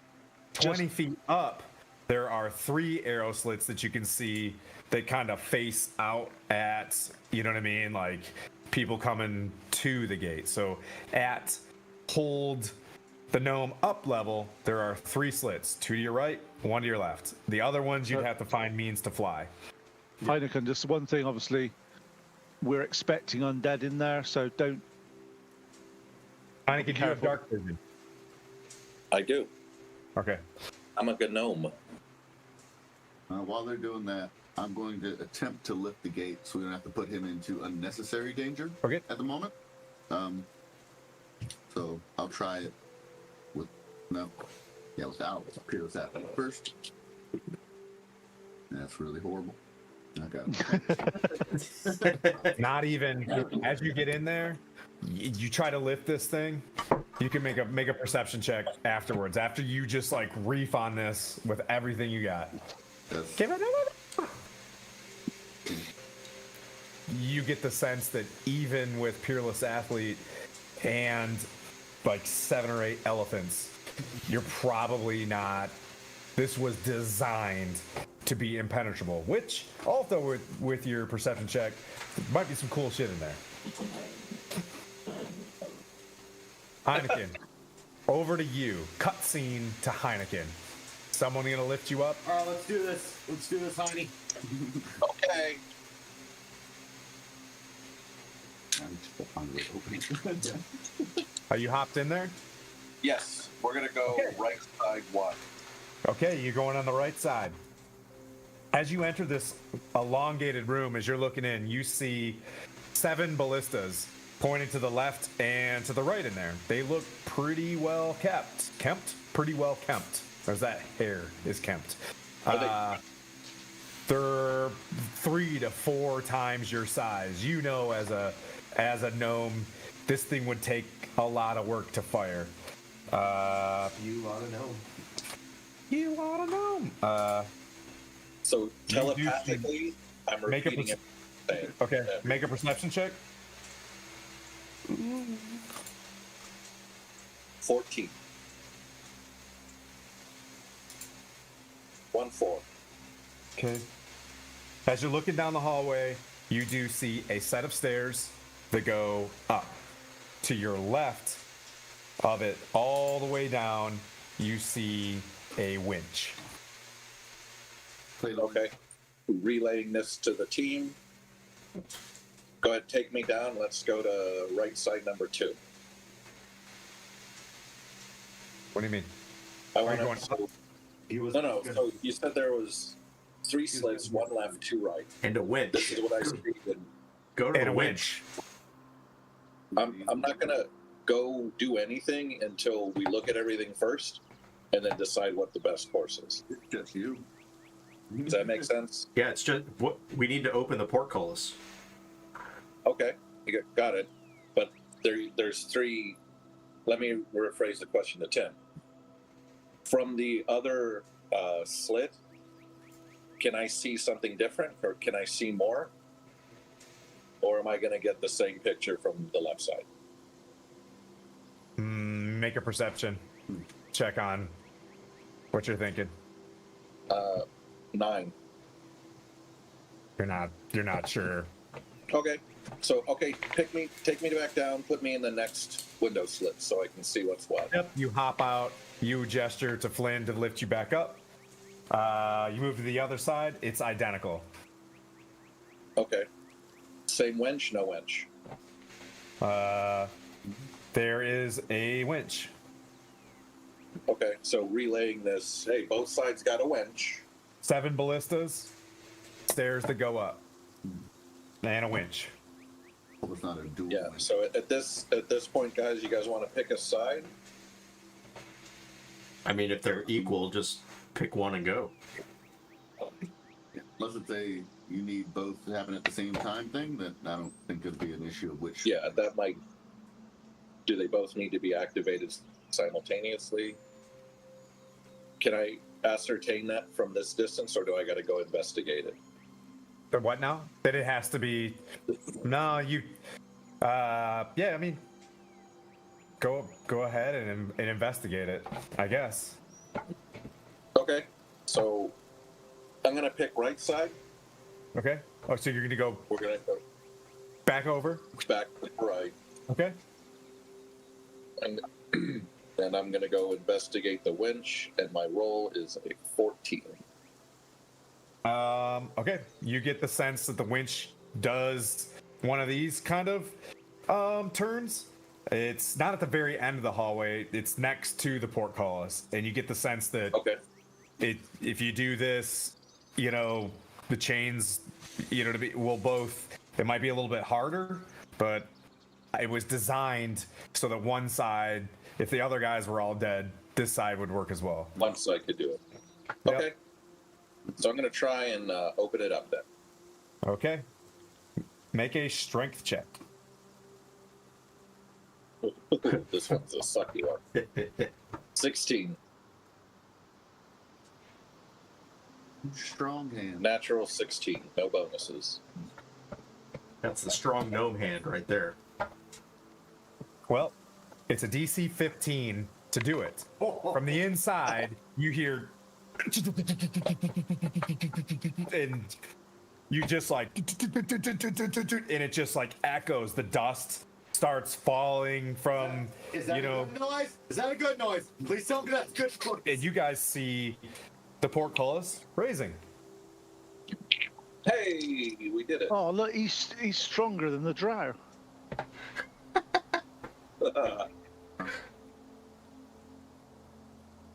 I'll just say Got a little kitchen dice. built, you know, Is it high enough for us to get through? really nice. That's all it is. Yes, it's all the way up. Okay, good. But maybe I have to rush in before it happens to fall down on us or something. When I'm completed, I'm going to do the Hulk Hogan flex maneuver, Ooh, yeah. just because. Yeah. Impressive, Heineken. Did Way you to jump go, back out little the window, buddy. Or are you working around? You done good, and I reach down and give you an elbow bump.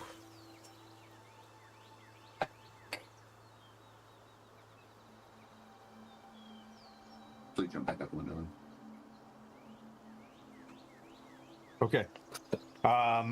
At this point, you go through and you see very ornate, like double axes on large dwarven doors, Puent. Double doors. Okay, is there? So in front of us, there's just so we're through the portcullis. We're in like a room, and how many is there doors right in front of us? Is there? That's right. Okay, I want to look around to See see. them on the map. If you see on the zoom, you can see the double doors coming into view. But Yep. the portcullis is up.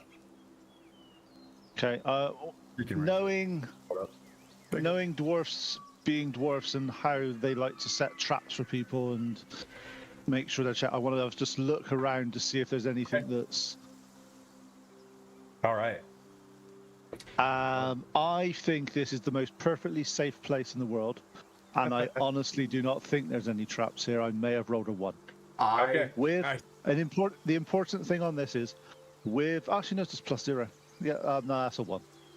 Okay. I will You're help looking him up, you investigate guys it. see- Okay, go for it. That's a dirty 20. Okay, you can go with disadvantage or with advantage then. Plant. I doubled my roll to a 2. Buddy. Okay, so you wait a minute, Blandina, and then you kind of look up as he's doing these things. He's like just been in weird headspace for the past 2-3 days, you know, just out of it. Probably from just being overwhelmed by the amount of dwarf shit he has been dealing with over the past bit. But you can see having just any situational awareness. You look up like any castle, you see 3 long 7-8 foot slits above your head that are called murder holes. So you look up and you know, the dwarf's like thinking maybe light is gonna come out of that. You kind of just push him to the side, and you're like, you kind of point up and point. You're like, oh, like that's where like people would pour hot oil down on you. You press forward and you get to the door with your 20, and you're like, either it's gonna take us an hour to bash this down, or I'm gonna have to cast knock on this door. Yeah, so I didn't know. Do you have knock? I do. I do have the Canuck. So, yeah. How do you guys want to do this? Hey, that's my. Okay, so I'll be essentially at the door while you use it, so that if anything untoward comes out immediately, I'll be there. Just position. So that's where I'll be waiting for that cast. Then But I will stand back here and wait to cast knock on the door. Okay. We know we're expecting a banshee. I think battle formation is probably. He's not there. Sant's gone. Yeah. On that TPK out.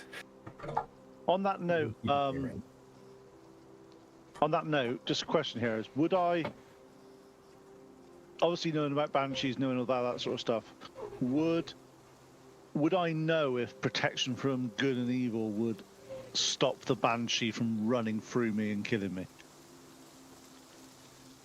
What's protection from good and evil? So essentially, Just advantage, isn't it? Disadvantage on attack rolls against the target, and you can't be possessed, frightened, or charmed by them. Normally like a barrier against sort of those sort of things, depending on what you want to do. Right.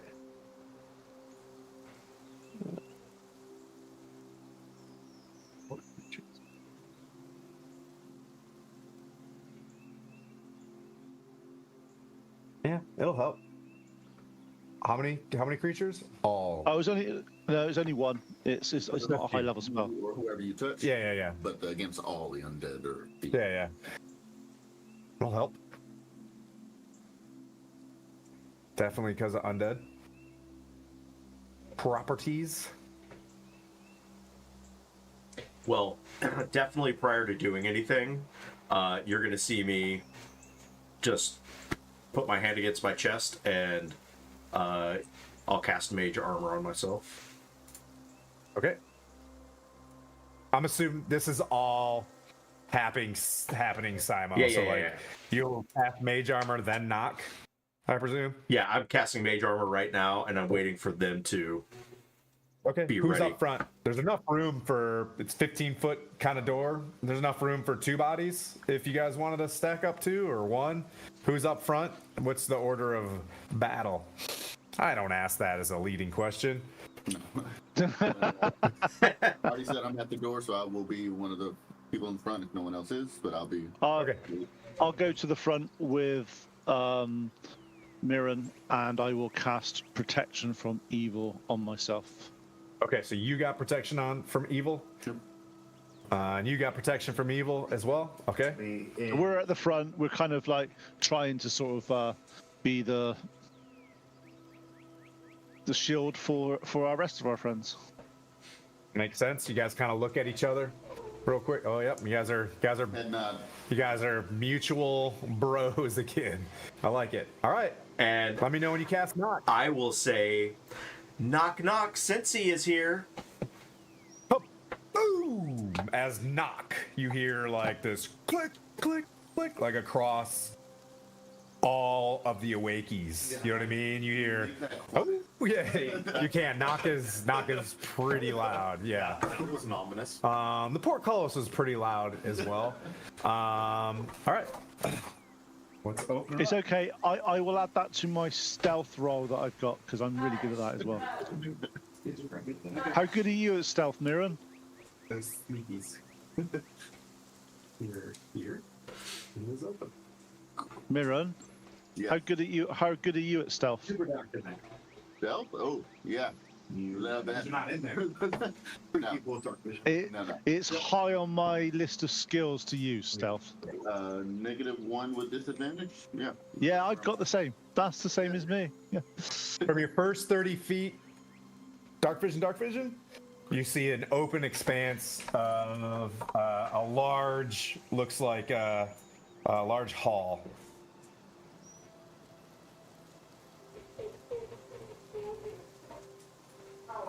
You can't see the top from outside, but you can see down that there's a thick layer of dust on a flagstone floor point. And you can see the outline of pillars inside as well. Okay, You so can't this see from where you're at what's beyond that. It just looks like 40 feet high. As soon as the door comes open, wafting death just flows at you. this is ominous indeed. Okay. Let's see. Does anybody have a?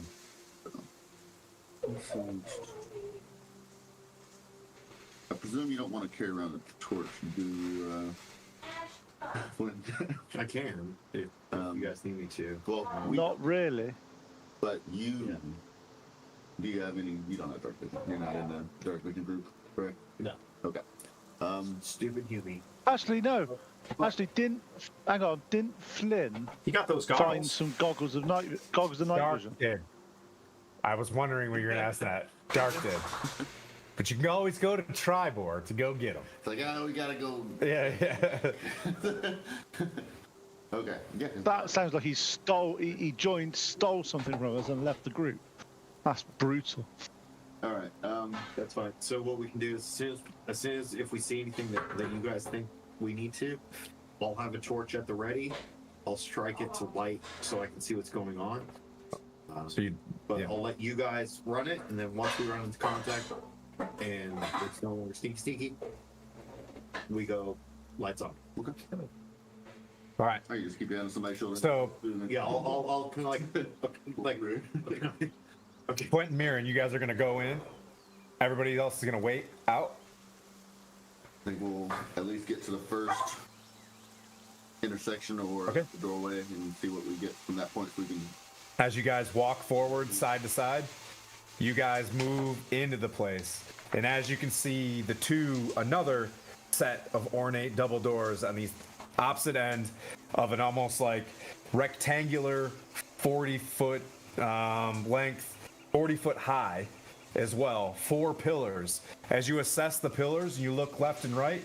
On both sides of you, you see about 10 figures or so moving towards you very slowly, like kind of growling at you in a zombie-like fashion as you guys begin to roll initiative. You guys did a lot. Yes. Horrible breath. Very bad sticky breathies.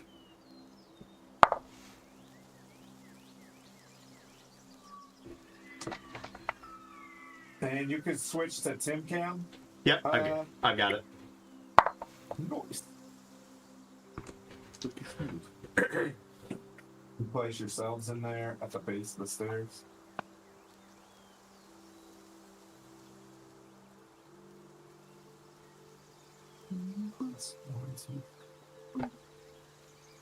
Or do these look like zombies? Yes. But they're not. Wait, what? They look like zombies. But they're not.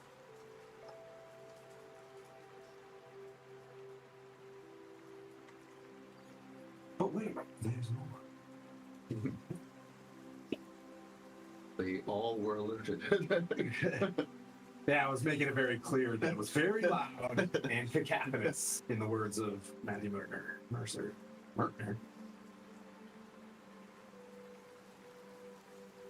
Murder, bad matter.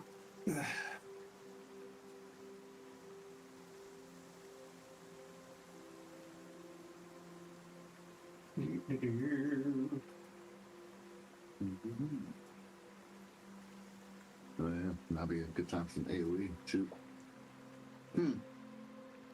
What does that?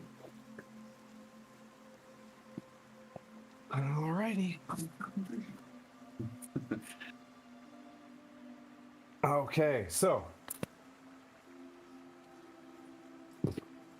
the ghouls rolled a nat 20 on initiative.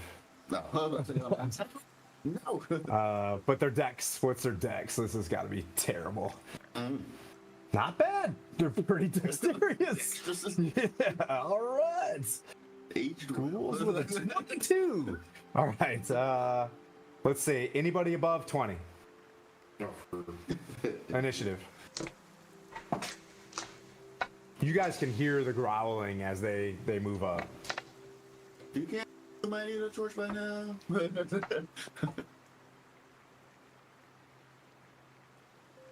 Or unless I can. Nobody above 20. Anybody above 15? Sorry. All right. Anybody above 10? 14. 14. Oop, who's got the dex? Glendina or Plus Quinn? 2. I've got -1. Glendina, you're going first. Nice. Hey. And then Quinn. Heineken, What'd you get, Heineken? 12. Okay. All right. Slow guys. 7. All right. 9. You got 9? Yeah. Oh. Inflict. Okay. Is that 5 of us? 1, 2, 3, 4, 5. Okay. Ghouls move. Well, ghouls are moving first as you guys move up because that's how initiative is. They move to that spot. I call shenanigans. Why?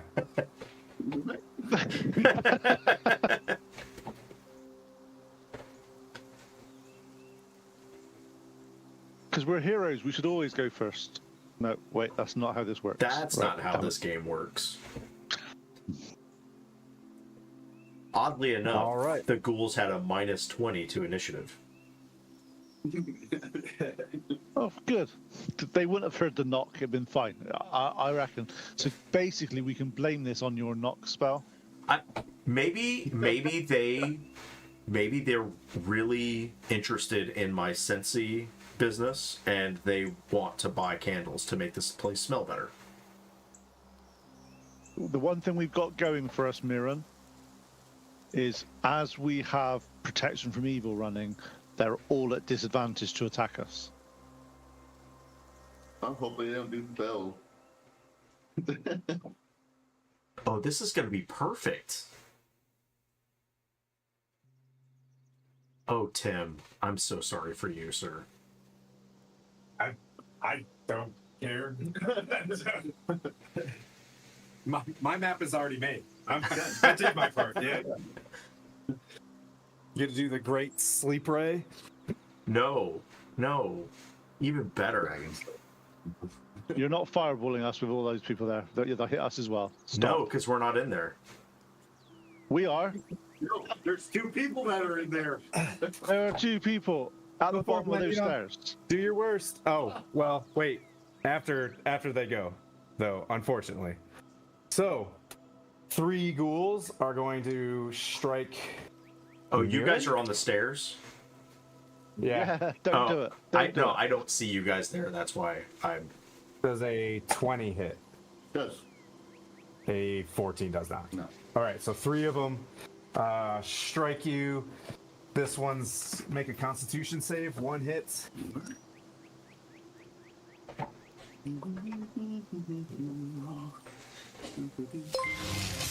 Yeah. 13. Okay, you survive. It's Thank you for the raid, Vactair. Welcome, everybody. hey, what's up, hosers? All right, so you got 6 slashing, and your Constitution saves you from, you feel like a little bit of paralysis trying to course through your veins, Don't want to. but you strike through that. 1 ghoul. Oh, that'll be the next turn. So Pete / Point. Yep. 3 are gonna try to hit you as well. Okay. The highest was a 12. Oh, was a 14 to hit. No, that misses. Is that with Hey. disadvantage to attack?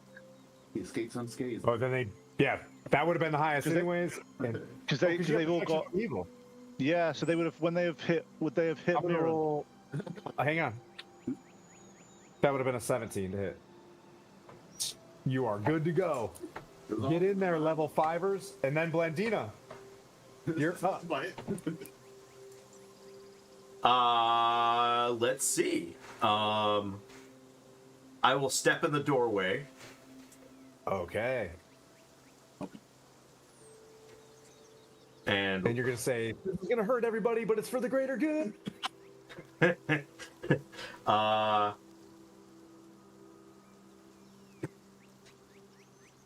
and what do I see? Like 5 off to the left, 5 off to the right, and then just a mass in front of them? Is that basically what it is? Yes. Yeah, lots. It looks like just your classic zombie movie. Okay, so I'm gonna move up. Who's on the left side? Is that Mirren or Quint? Yep. Position is Point. As you're looking. Oh, I didn't even look at the map. Do you want me to? Can you see the map? Yeah. On zoomies and. Yep, I'm looking whatever? at it. So I'm gonna move up behind Puent, and I'm going to cast to the left side.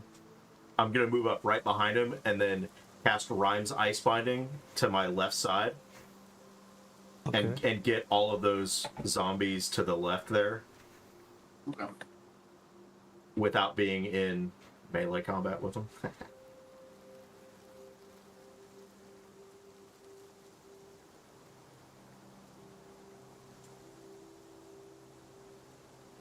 It's not wanting to focus very good.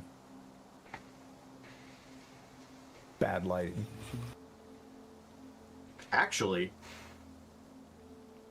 no, I Do I take need that. to roll something? I take that back. No, yeah, Rhyme's Ice Binding Ice. I am gonna fireball them. No. Rhyme's Binding Ice. That's what's happening. So they need to make a con save Okay. of 15. 7 of them, you said? Yeah, What is it? Okay. it's a con save of 15. right.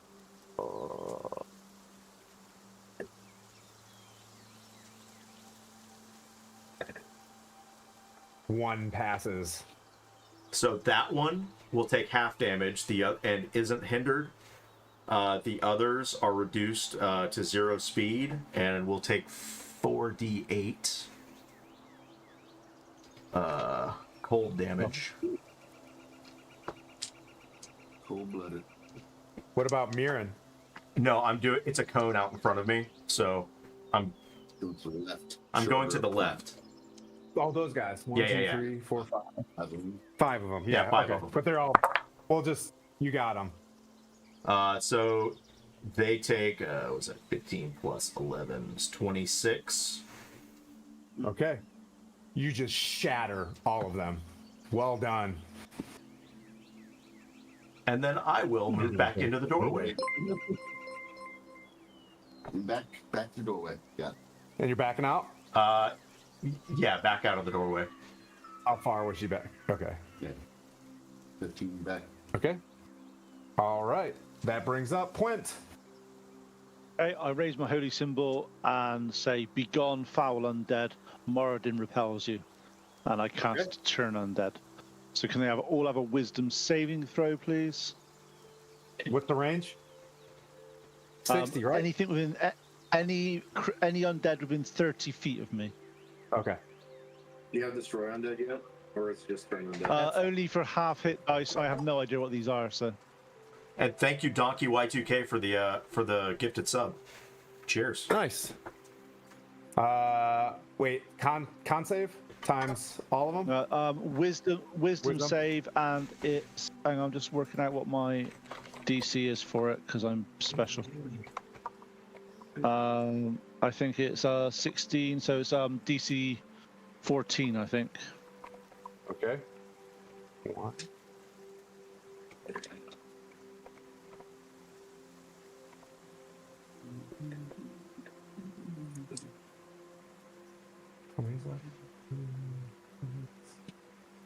I forgot to change the music. What? Oops. What, are we still we're still in a tavern? Like forest. All but 2. Do what? Is that all? The other ones have to just walk they- away? No, they have to run away, and they basically keep doing so for a minute. Does that happen during? I always forget. Is that going to happen at the beginning of their turn? Do they run away? So you get time to whack them, right? Not be turned. They can't, because at this point they can't take actions, but they can only use the dash action to try to escape. So they can't attack us and that sort of stuff. They're just basically going to try to get away from me. That's right. As On much their as next possible. turn, they'll be On their dashing. next turn. Yep. Okay. Yep. All but 2. Okay. Good job, guys. So we identify which 2 so I can hit those 2. One for you in front of you. One for him in front of him. All right. Quint, is that your action? Yes. Heineken, are you with us? So the 2 that are left No, there's not 2 left. There's on the a bunch left. You're not going to be able to perceive which one. He just cast this thing, right? You can pick one that you see in front of you, or you can take an action to perceive which ones aren't scared. I'll just go with the ones in front of me, Okay. and that's I will cantrip Is he gonna move my Yeah. my Are you moving in? old-fashioned firebolt. Yeah. You just I'm moving gonna in move- next to Belina? yeah. But watch the amount of movement. The good old firebolt. Okay. Firebolt. Nice. It's a natural 20. Nice. Okay. There's one that was just about to climb up the stairs to come for So that's it. Landina. So that's at least the one that's- 22 points of damage. At least 22. So It's a 10 by. Is it a D10?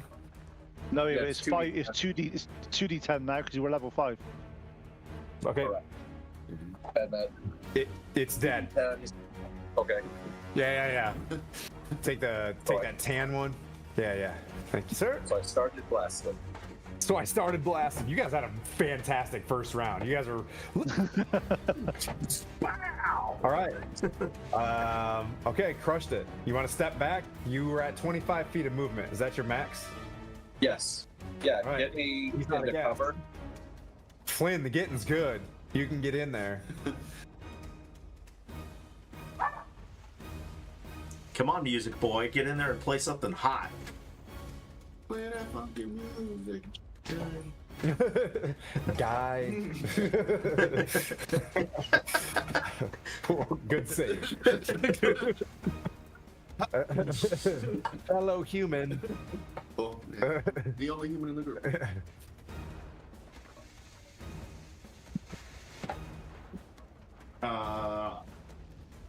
Running in and then kind of yelling, "Who are we stabbing?" You're on deck, obviously. And kind of waiting. If you can't tell the difference, I say if you can't tell the difference between them and us, there's something wrong. I was giving you the opportunity to tell me what's looking real and what aren't getting hurt, but hey, whatever. Can't see. Point at the one. I pointed the one in front of me. So I'm gonna do this, then use my dash action, and then kind of get around there, and then use bonus action because I'm pulling up my axes as I'm running. Bonus action, strike it. Okay, so you came in, 20. Yeah, dash. You dashed in Dash is my action, as your action. and then bonus action hit with my remaining action. Okay. Do you allow flanking? Who? Flanking. Yes. Okay. Is this constituted as flanking? I just want to double check. So I'm rolling right. Yep. Which, that would have hit then, because you are flanked. So that would have been just regular. If they're at disadvantage and you're flanked, that would have been regular. So that was, Oh, 6. yep, 6 slapping.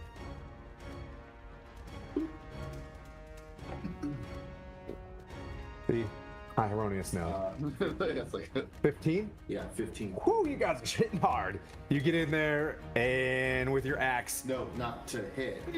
hit. Ooh, 15. okay. Like, Sorry, Zombie getting ahead of it. Yeah, that hits. For actual damage, it's just a 1d6 plus my strength. So let's see. Right. That is 8. 8 damage. Mhm. Your axe lodges straight in its back. You rip some gory flesh out. Damage was done. Doesn't seem too bloodied, as it's pretty much drained of blood already. I don't know how to. You did zombie things to it. All right, that brings up the paladin. Then Blandini, you're on deck after the ghoulies. yay! Being able to sense which ones are still in the fight and able to attack us. I'm attacking the one directly in front of me that still seems intent on the battle. Sounds good. I will swing for now both times with the Dragon Slayer sword and see if I can take it down. So let's see. Both times. That is no. It was an 8 to hit. Nice. On both. Just like It just happens to be so many ghouls in there that you lose a little bit of focus and you slip down its ghouly, sweaty side, and your Dragon Slayer now has ghoul smells on it. That brings up the ghouls. second. On that. Second attack. Swing. Well, that was both attacks, but as a bonus action, I will do a Shield Master Shove. Essentially, Yep. try and knock him out the way. Just like Baldur's Gate. Which Always do the shove. that is a 18. That hits. Wait, is that a strength? Or is that a to hit? Isn't that a competitive strength roll? action on your turn, you can use a bonus action to try and shove the creature. It doesn't say what to do for it. Should be a strength. That's a strength on strength. So you got an 18? Yep. Well, I guess Did you add your strength? Pure strength, and that'll be skills. No. Just did you roll higher than 1? It'd be- Yeah. This thing was just like, yes! And in its former life, loved to get shoved, and you push it back. What'd you say, 10 feet? Just pushing back. It's very nondescript on this particular. That's fine. 10 feet it is. Boof. I'm trying to remember that blue guy, not scared. And then it's the ghoul's turn, correct? Yes, then blending. Alright, there's only one angry ghoul left. Well, that one will come back to you. We'll just move forward, and these dudes will dash away. So, you get an opportunity attack. Point. Do you want to use your opportunity attack?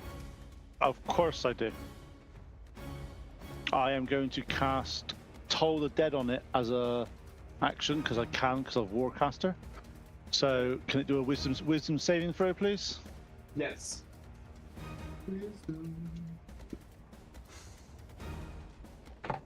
That's a 11.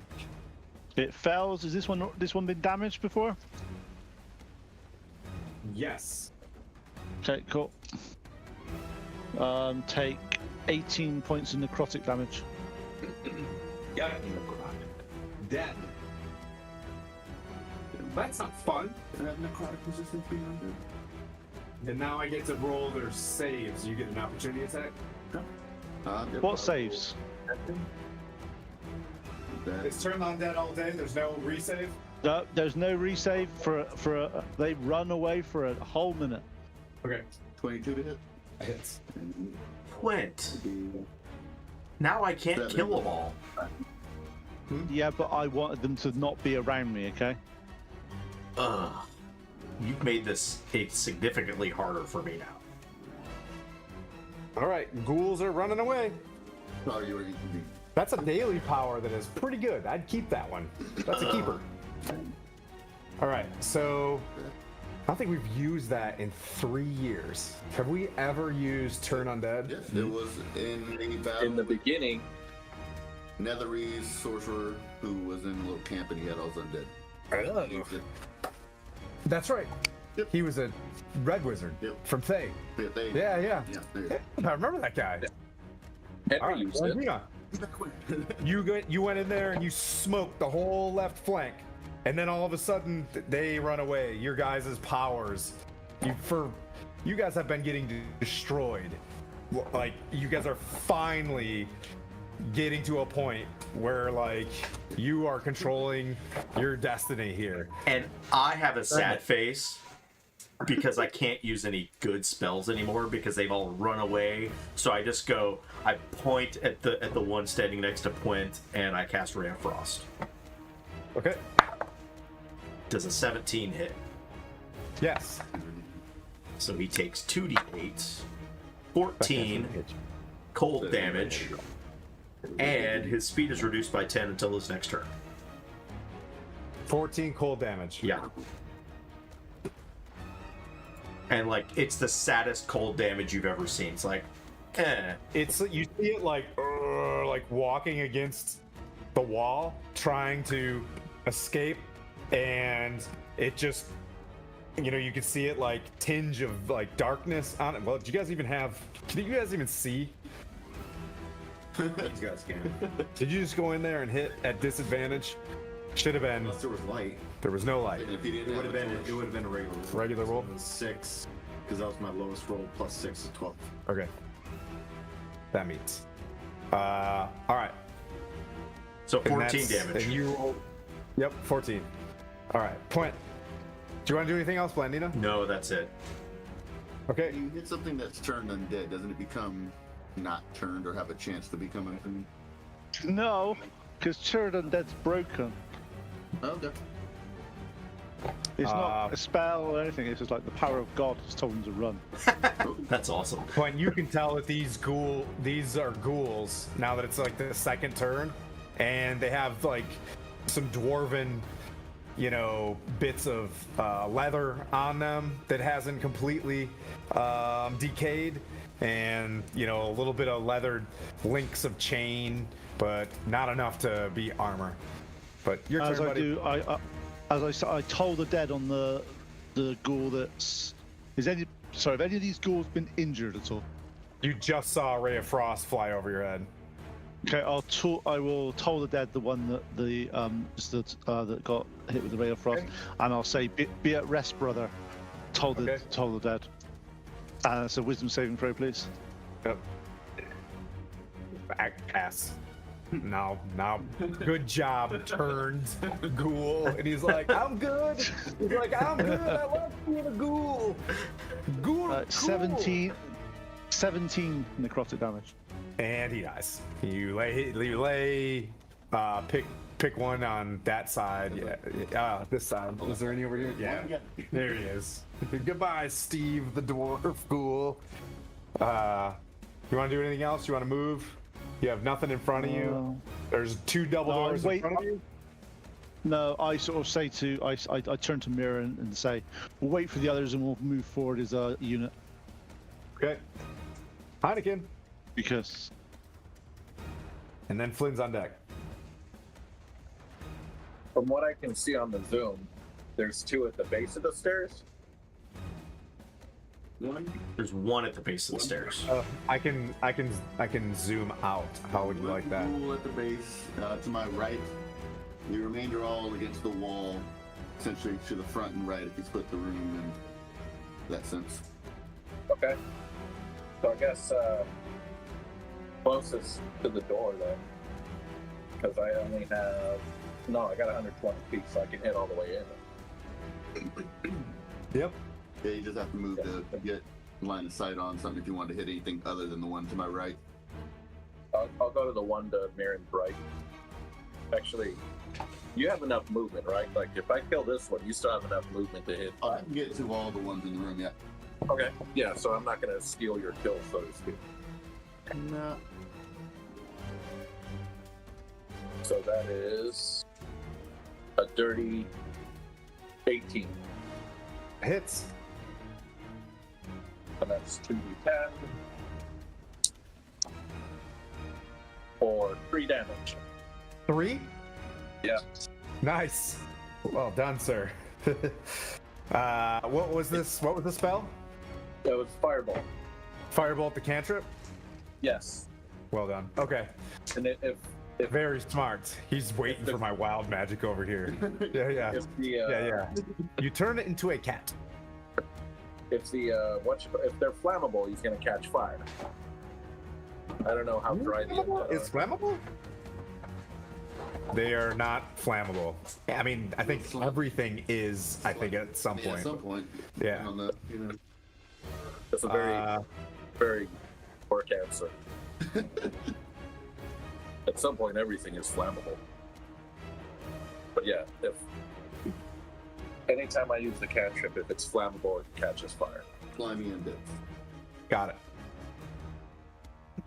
Pulling out my torch, lighting it with my action, and then kind of siding up to point to then get ready to move forward on his call. Okay. Ooh, getting online. Tight. All right. All right. So that's it. Here's your turn. Mirren. I will take one swing at the ghoul to my right, hoping that this one takes him down before moving off to the others, which will be a nat 20. So that's one. You guys did really good at entrance. the mustering hall. Remember the mustering hall. You guys smoked the ghouls. All right, so it's be 19 slashing damage on the ghoul. And this thing looks in horrible shape as like one of its sides is like cleaved down. Its arm still can kind of move, but the other ones, you know, can do a claw attack. On the backswing, I will take the second attack, Good. and that'll be a 17 to hit with 11 slashing damage. Dead. Good thing we got that now. You get that out of there. All right. Ghoul. All right. Okay. Ah. Do you want to move? You can move. Sure. They're all standing still. So, how many turns does your turn undead? 10. Okay. 10 turns. We'll wait for. Well, everybody's up here already. So, I will position myself as they try to get further away from point. They may move and get a reaction attack from me. So I will move in between these two up here and pull. Okay. They can still attack Mirren, though. Am I right? Just I'll read it out. So because it's a weird one. Turn undead. So again, it's something I don't do that often either. I have My to look it up. paladin has it too. I'm learning as well.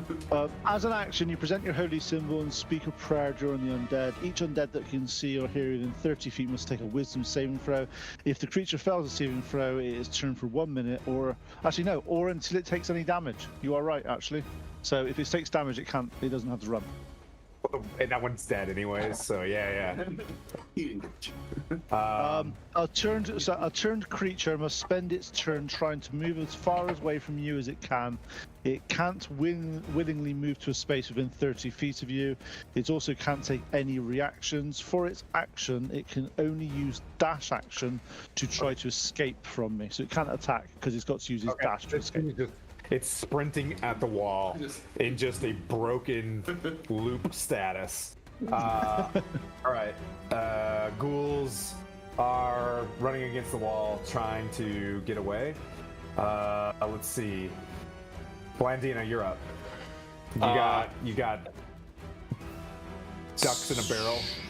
Yeah. Fish in a barrel. Ducks Fish in a barrel. Don't shoot ducks in a barrel. So Mirren is next to two of them. Yeah. I am. One on the left, one on the right. Can I see the one that's in the hallway across the Yeah, way? at this point there's a torch. There's a torch lit. You can see the whole hall. If you can see the map, you can see what's in the map. Okay. I mean, yeah, with dark vision too. But that's only out to 30 feet. But I'll shoot the one that's in the hallway with the ray o frosto. It's in the middle of the hallway. Yeah. Okay. All right. Nice. Yeah, across the way in the door. To my left. Yep. 18 to hit, Hits. and it takes 12 Okay. cold damage, and it's reduced by 10 feet movement. All right. Ray of Frost flies through. You see it go over your head. Flynn. Point. Do you want to move at all? Blandina, or you stay where you're at? No, I will stay there. Okay. Point, and then Heineken's on deck. We'll maintain the frosty artillery. Got it. These are all cantrips too, right? Mm-hmm. Except for that big ray of Ryan's ice. binding Ryan. ice. Yeah. Ouch. Yeah. Right. That was a level 3 Rhymes binding ice too. I think that was the game changer right there. Yeah, No, about sorry. five, Yeah. just- Was Well, I think turn undead in that situation. That would have, yeah.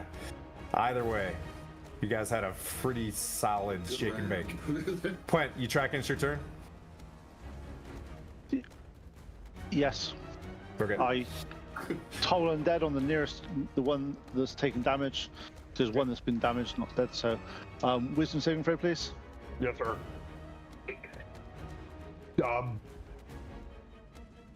Not wise. Only 11 that time. Only 11. On which one? I left that Blandina hit. Okay. If Blandina hit that one, No, It is I hit the one that's in the corridor. in the door. He hit the one that's in the corridor. There's one like right. Did he see that? Wait. I don't think that's one. It was up. It should be up against the door. I'm sorry.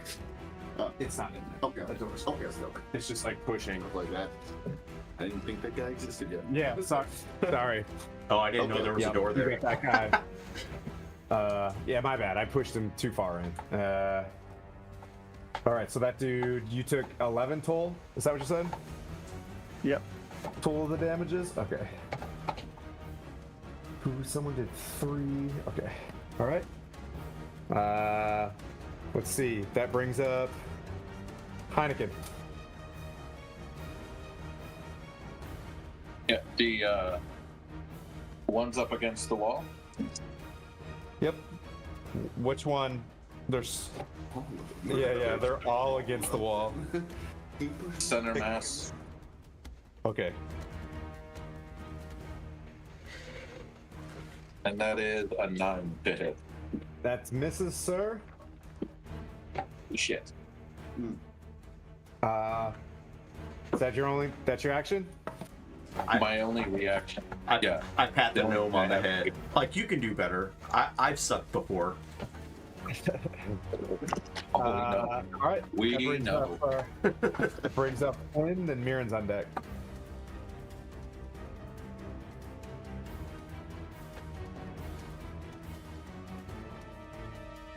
Ouch. I got gauntleted.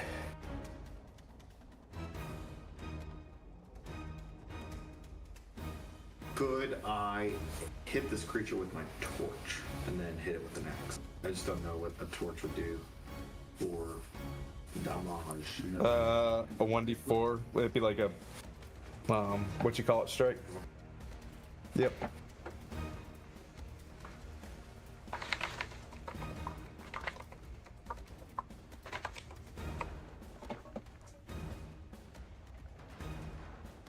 Are you throwing the torch? No.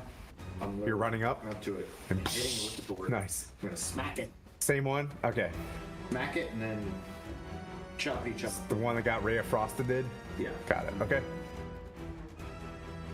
So first strike with the torch.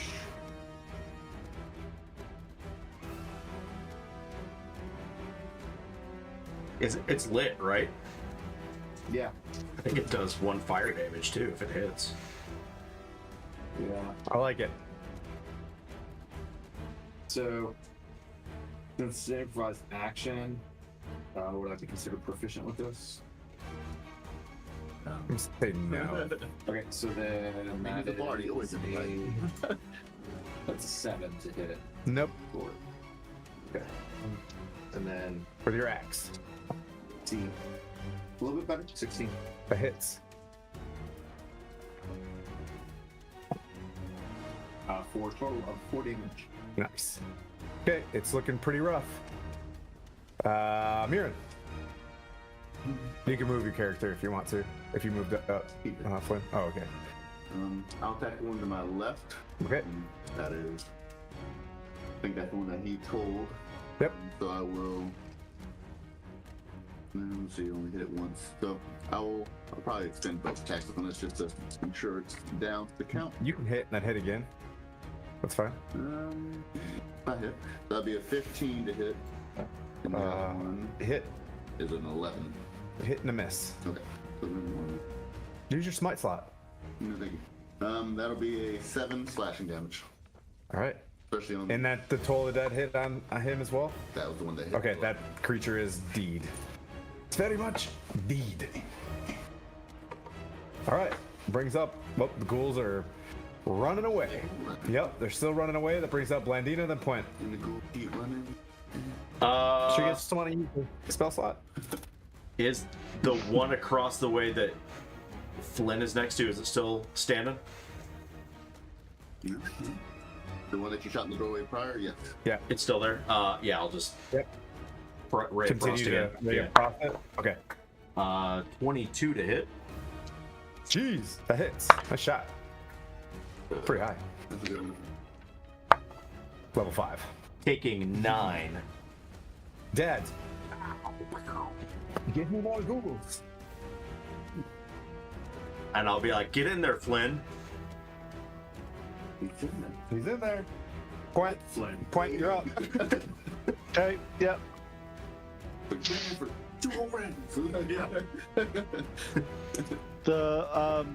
There's obviously the 2 that are running against the wall. They've both not been injured, so I'm just going to pick one of them and cast Hold the Dead on him. Can you do a Wisdom saving throw? 11 again. Roll on 11s. Okay, so 10 points of necrotic damage, and he's no longer turned. Zero. Okay. No turn. It turns around. Yeah. Turn around, Google. All right. That brings up Heineken. So the one that he just hit, that Point just hit. Yep. Yeah, we're going to firebolt that one. Okay.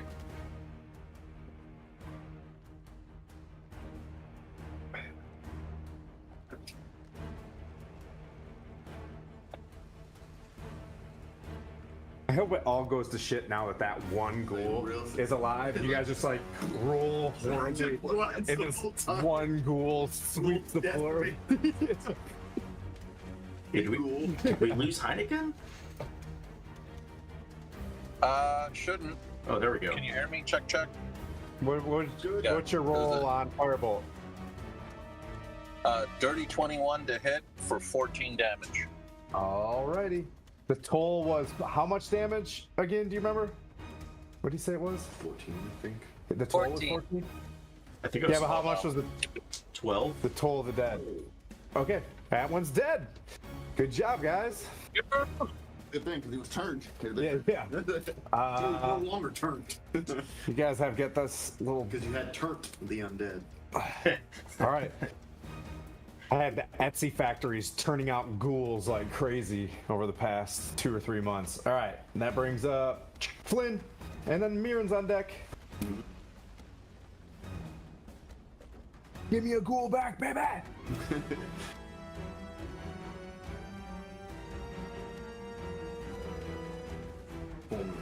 Here. Getting all flanked. Yep.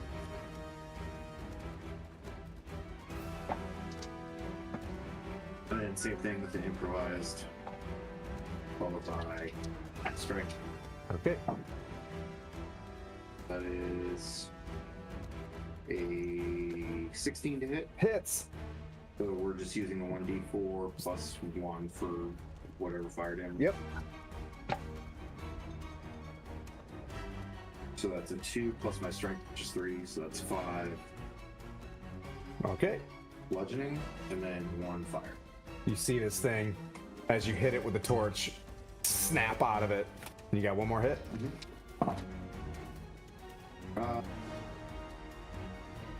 So 15. That hits. 7 slashing. Oof. Okay. All right. Heineken did 3 damage. Oh no, you guys killed that one in short order, didn't you? All right. All right. That brings up Mirren. Okay, so the Flynn say, do you have light or any other spell to give yourself the ability to see, or is this hindering you any? As a, Having to hold the torch. are you good? You good with that? I mean, man, we'll solve that later.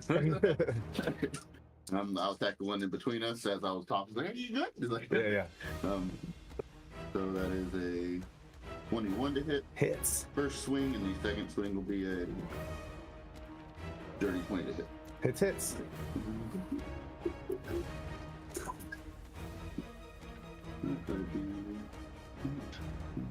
So 14 slashing damage. Need. Guys are just mowing the ghouls down.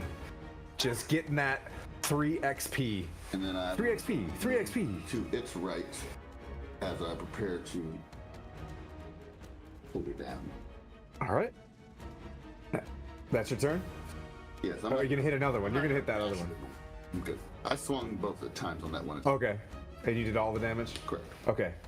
That brings up running ghouls for the 5th round. And Blandina. Blandina, there's 1 ghoul left? One ghoul left. Come on, ghoul.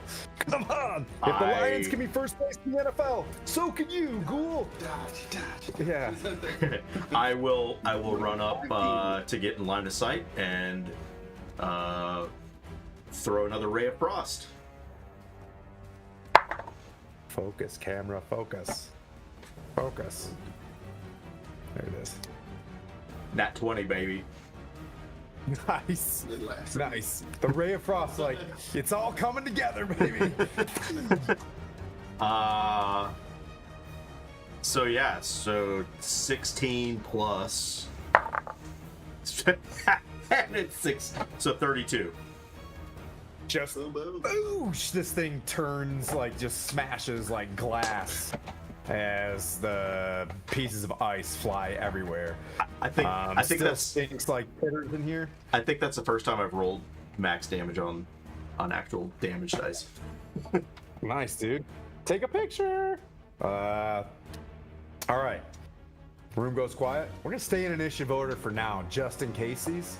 Blandina, what do you want to do in this room as you smash it and everything goes quiet? You want to move in? You gonna stay put? I'm just gonna take my rod and put it in the bag of holding in one of the pockets right there, and just flip my hair, and that's how you do it, boys. Nice. You did pretty good. Point. That was a Point Blandina show right there. I look at Blandina and sort of give her a nod of approval. And I think there's no one else we can attack here, is there? No, there's no. I mean, So as you see it, there are. Well, you can make a perception check, but you do know that there's 2 doors to your left and right, single doors that are open. And then to No, the front I are will- 2 closed double doors. I am going to say we need to regroup and walk through as a unit. Let's just not do any heroics here. We need to clear room by room. I'm with Quint. Yep. I think the right hand on the wall thing going. So if we take right door first, and then Okay.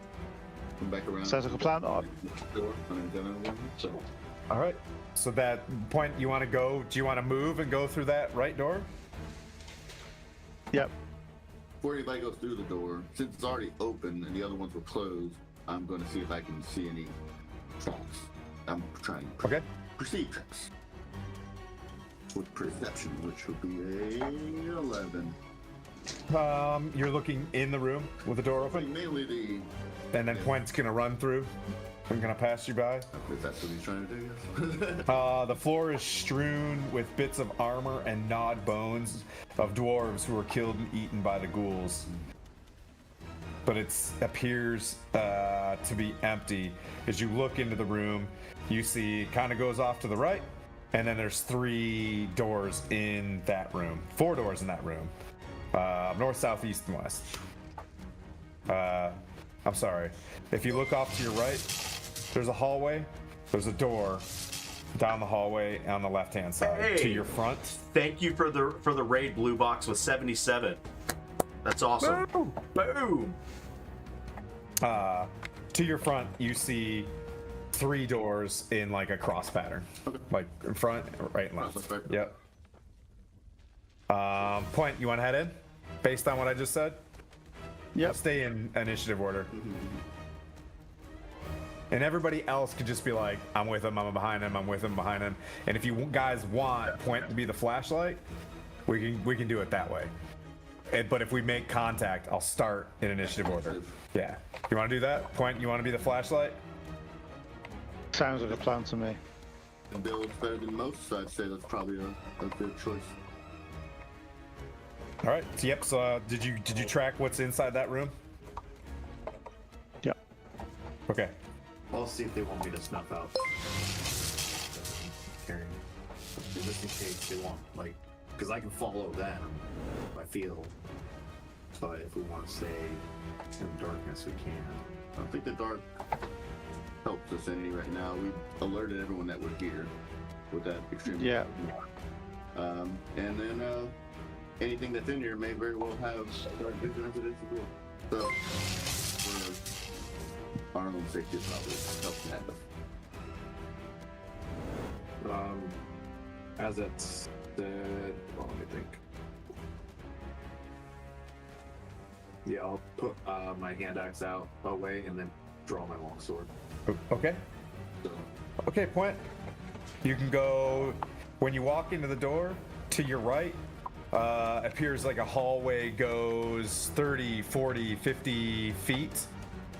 To your front, roughly another 30 feet are 3 doors to your front, almost in a cross pattern. In the hallway, imagine it's kind of like a room-ish hallway. It's an L-shaped room. This one's got a door over here. In this way, there's a door 1, 2, 3. Real quick, thank you, Scottish Is it- Jeff can we and s- Canadian Ancient Gamer for the follows. Thanks, guys. Nice. Can Only we, a few left. can we Give see? away. Can we see this on the map so we can on the? Or is it theater of mind? This bit. Theater of the Mind. Yeah. Okay, cool. I will then. don't have much Dwarven Forge. I have. Why Bills not? to pay. Come on. Yeah. That's fair enough. We'll go up to the first door in like a huddle. We're basically all sticking together. You want to go right to left then? Yeah. And we'll just Okay. go All right, that works room by out. room. Yep. Because what we need to do, because the whole idea of this is we need to clear this for the refugees, so we're going to have to go meticulous around every single door. yep, Okay. pattern. You open up the door because you're a dwarf already. You see what appears to be an old armory. The dwarves apparently have taken all the weapons in the armory. All that remains are empty stone weapon racks, wooden mannequins upon which armor was once hung, and iron hooks in the wall. It's just a short room. You open it up, short room, looks like an old armory with the mannequins. Okay, so I will look around to see if there's anything that's actually. Is this been completely untouched at all, or is this? Yeah, ghouls are probably just sitting there, dormant. You know what I mean? Chewing on, whatever they were chewing on for 400 years. But Okay, so we'll go to the next room. As we leave this room as well, what we'll do is if have we got any way of marking any doors or anything like that, chalk or there's anything like that on this? everywhere. So from your perception, you could just probably Yeah. make a circle or an X or something like that. Yeah, I I'm will- just going to do an X on each. I can mage hand it. Just mage hand and wipe the doors. I can Nobody leave needs to get front dirty. You can do that too. Yeah. Everybody just 3 marks on the door. Like you're never gonna miss this. Okay, so you move on to the next door. I'm gonna help you out with this. Clean. You've seen designs like this as a former battle rager. This looks like a barracks. Dozens of meager cots lie scattered about the floor. A pair of fireplaces stand cold and dark. The rubble-choked chimneys, probably rise up and out of the mountain. Okay, Thanks for the follow, Nice. Rascal. Awesome, dudes. 11 away. we'll go to the next room, and we'll just literally look through that room and see. Yep, you open up another one. The next one is like where you'd have privies. Tattered wool curtains are here, and you see 3, side by side circles where any of the dwarven soldiers would have used the head. Okay, cool. The next one, you open it up. You see a smithy, very large smithy. One is a pretty decent sized forge, and the other ones look like during combat refurbishing weapons, dunk tanks, etc. to get back in action. Standing before the 2 blackened hearths are a pair of rusty anvils, which the dwarves once used to fashion and repair their armor and weapons. A fluttering noise can be heard from the southernmost fireplace. I'll shield and weapon up, and I'll sort of go. I'll sort of tell people that I hear some fluttering noise, see what they are. I'm not sure what they are, and we'll sort of advance towards them because we can't leave anything in each of these rooms that is going to potentially attack the refugees. Okay. You looking in the fireplace? Yep. All right. Since you're looking in the fireplace, you're not using any light. You guys have turned this off. Good moves. Yep. You turned off the flashlight. As you look up, you see like a large, like it looks like a bat, a long snout, and you've said this is what Heineken ran into inside the woodland mats. You see a sturge kind of flying around, and you get the sense that it's minding its own business. What do you want to do? It might be minding its own business, but as soon as there's light and there's something here, he's going to attack Okay. somebody else. So I will sort of whisper to Mirren and explain what I saw there, and we need to take this out. Okay. Well, you'll have a surprise round on it. Yep. So You like one person with the size of this fireplace can like do something to this. You want So if me you to- got a range or whatever. Want me to just So- shoot it? yeah, shoot it. So I'll get in there If, and If Blandina doesn't kill it, I will toll the dead on it after. yeah. Just between the two of you, if you could help me out as you're discussing this, like, let's make sure your little plan doesn't disturb what's going on there. So just Okay. between Plent and Blandina, both roll a stealth check. Does my armor affect how I whisper? 13. Sure does. 13. That's bullshit, that is. So is Turn the Undead, baby. Not 11. Okay. Yep. Works good. Glenda, you look up there and you see this thing, and it like looks down with you with its, weird looking, elongated snout, and it just makes eye contact with you as you get ready to. Yeah. So right before I put my hair into a Yep. ponytail so I don't get it dirty. Okay. And then I get in and I go, Ray of Frost it, 22 to hit. Yeah, whack. 6 damage. Okay. This thing falls down on you. I think. Is it dead? Is it dead? It does. Oh yeah. Yeah, go. Yeah, go. yeah. For show. Faux show. And you cleared that because why? Quint? Because I didn't want it to attack. I didn't want it to attack any of the refugees when they come in. Moradin provides you a D6 of inspiration. Well done. That's what we're here for. We are going to clear each room as we go. So So next you're room. in there and you see a door in the back left corner as well. Okay, we'll go in there. All right. As you open this, you're next to a forge. Dwarven armorsmiths and weaponsmiths store their tools here, which still hang from the hooks along the walls. Though a bit rusty, the tools are serviceable shape. You could use them if you want.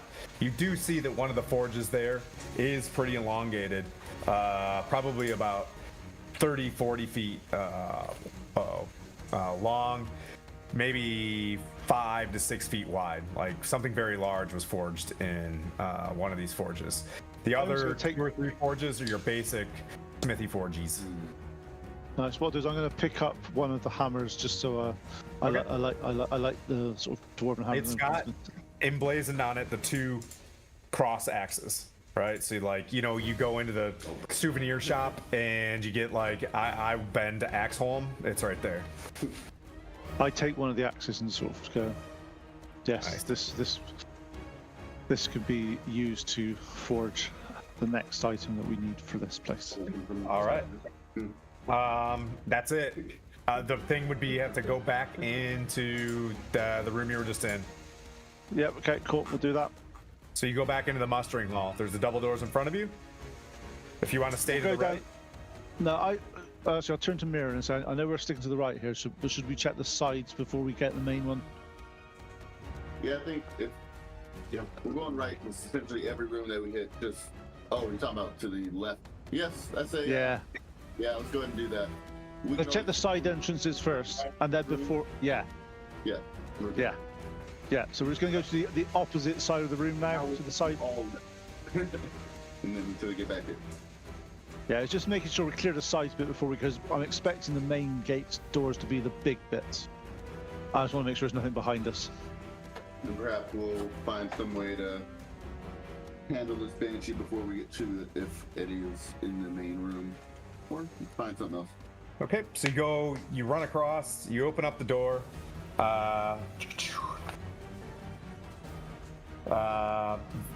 So you open this up, and it's clear that as through your assessment of working in mountains, an earthquake must have hit on this side.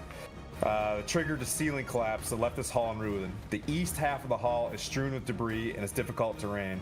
The stench of death hangs everywhere. As you look in front of you, you do see a clean door to your right, but then you see what appears to be 2 hollowed out caves to your left and right. Your left and right front. Okay.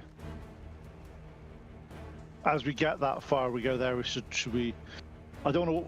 There's this door on the right that you said. If we look at the door on the right first before we carry on through, just to see. Yep. Open it up. Empty room. This 15-foot square room was cleaned out by the dwarves before they evacuated, so it looks Right. empty. Nice. Okay, we'll say right, and we'll go down the other way now towards the. You said it's a cave in. Yep. So the Y intersection. So it is a cave in, but something has, over time, to the right smells really, really bad. To the left, not so bad. I should have gave that to a perception check, but since we're, you know what I mean, we're moving around. I'll turn to the guys and say, we'll explain that. So left or right, guys? We're doing all left on the left side. We do left first. Okay, so left first then. Left first. You walk through there, it's rubble and stone, and as you move forward, you get the sense that this is not necessarily a cave, it's just how the rubble came down, and it goes to nothing, and it ends after about 10-15 feet. It's just solid stone piled up everywhere. Can I have just a dwarven intuition with like my stone cutting and all that sort of stuff to have any idea of, is this a recent sort of cave-in, or is this like several hundred years old? Several hundred. Yeah. Okay, so that's fine. Just so it looks stable enough for us to be here and not panic like hell that it's about to come down on us. That's right. Okay, cool. That's yes. fine. Well, yes. Yeah, it appears stable. That's All right. right, So we'll go Head back down go back towards the other smelly, tunnel. towards the smelly area. So you go through this way, and it's kind of slimy, and it's got a bit of foul looking, like rips of clothes, gnawed bones everywhere, and you get back to where it appears that a knoll den has been before. There is a flight of stairs. This chamber was once a shrine, as evidenced by wall carvings that depict dwarves carrying censers and observing religious rites. However, the eastern section of the room has collapsed. Filling the area with rubble, gnawed bones scattered among the debris are the remains of a number of dwarves. Okay, I will sort of I'll approach the dwarfs and give the holy symbol of Motherin, and I'll just we'll sort of and I'll turn to Mirren and say, You run up to one of the dwarves as you say this, and you see a platinum amulet on a thin but sturdy gold chain, and it has the symbol of Moradin on it. I'll turn to Mirren and say we need to put these obviously we need to put these dwarfs to rest.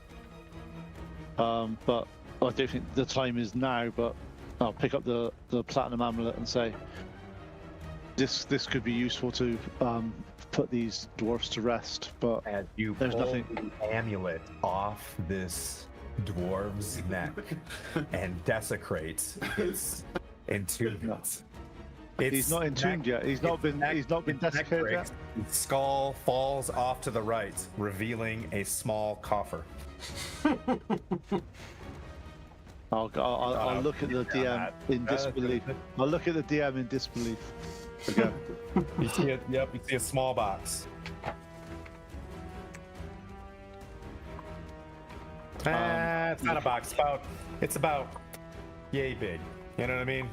Define small box. You know what I mean? It's about the size of your small chest. Okay, I'll have a look at the small chest. Yep. Before I do that, though, I'll pick it up and go. Before I pick it up, I'll go. Does anybody think this is trapped, or should we just literally just go for balls deep? Baby and see if this is all right? Hold me. Yeah. Oh, could you have a familiar pet as a baby? It seems alive. You guys have a pet mimic? I'm just Yes, kidding. we can do if the DM wants us to have a pet mimic. That is a perfect. But noted. Yeah. You open up the unlocked steel coffer. There is a gilded, silverish. It's a clear bottle with like silver, just like writing on it, with a red liquid in it. Without doing a check, you know that you have a superior health potion in your hand. Superior. Superior. Wow. Wow. I know, I let you guys smoke all those ghouls and give you a health potion, and I still look confident. Bag Go of for it. holding? Should I put it in my purse? Yeah, put it on the Okay. bag of holding. But yeah, that's We found It's a loot, Lucha guys. Did you see Victor that? purse. It's got an LV on it. You know what I mean? That's the Faerunian Louis Vuitton. I'll talk. I'll sort of say I'll perform a sort of a prayer to Mardin over these bodies and say we need to remember to come back once we've cleared this place and make sure these are all been put to rest. So that's it. You've cleared that whole area. It's just the double doors. We'll go towards the double doors. I'll turn to the guys and go. This must be where the fun As hits. the fun. montage of speed just went down, you can tell that the music's over. The looting song is like over, and in the searching, and like you get to the door.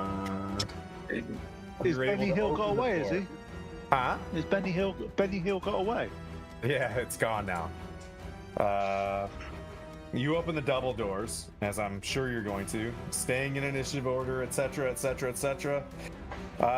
You find what's just like an inner pathway, and you see 4 arrow slits line the walls of this corridor, leading to another set of double doors. It's already there. You can see. You can pop the doors open. Up to Okay. Can we keep an? Obviously, we've come through here with the ghouls. We're just going to keep an eye out, looking through the slits as we go across to see if there's any ghouls that are going to jump out at us. Or even worse than that, they could be gnomish ghouls that can jump through the arrow slits and attack us.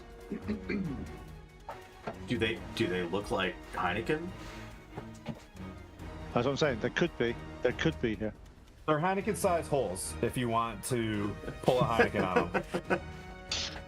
Or they pull a Heineken on us. Yeah, so. Will you? No. No, we should. Heineken, you want to jump in those holes?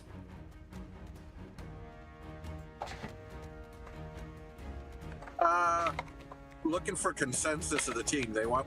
Are we gonna play throw the gnome again? Stand by. If we look, I'll say if we look through the slits, is there anything in there? Looks like You can look- 3 toll you can is look a through. ballista and nod bones. But you can, Okay, if you so- look through, yeah, you can see that very small rooms that look like an inner gauntlet. Like this is, you get the sense from your dwarven, like the headquarters is probably beyond this door, and this is like the final area. Well, as there's no, if the ghouls are here, they won't be able to fire those ballista anyway. So I think we should just be able to push forward. Okay. Want to open the next door? Yep, we will proceed to the next door. Keep the same formation. Before we open them, Tim, can we listen to see if we hear anything from the other side? We're shut. Sorry. You good? I'm just gonna open it up. That's all. No, we're listening first. We might leave. You leaving? No, we might leave if we hear bad things there. I mean, if we're trying to clear it, no matter what we heard, I think is. Yeah, I know. But don't tell DM that. We've got to give him some sort of. Like, what do you mean? No, you heard nothing. Yeah. Does it sound like a banshee's in there? As you open the door, you know, magical lights turn on. Oh. Ding dong. The witch is dead. Not unnormal in a dwarven throne room.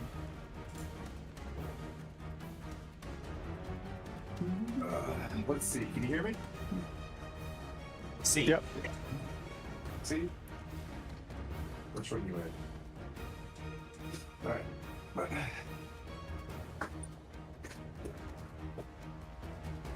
All right. The stench of death hangs heavy in the air of this dusty pillared hall, which has a dark soot-stained fireplace at the east end. A deep alcove in the south wall contains a dais atop which rests a limestone throne, flanked by granite statues of dwarven warriors. Between the throne and the fireplace is a hallway that leads upstairs. As you walk into the room, you do, in your initiative count, see a very large, like broad-shouldered ghoul peek at you from behind the throne, and then just start scrambling towards you. And as the ghouls have initiative on this thing, it's going to get its first wax on the dwarf. Much for hello. Disadvantage on his attack roll. He rolled horribly. So he just rolls up and just like, ghoul. But that brings up Blandina, who is in the back, ready to go. So he's up at the dudes. Yep. In the faces. Wow. Wow. Wow. Wow. We're just gonna, do the general ray of frost and see what happens. 19 to hit.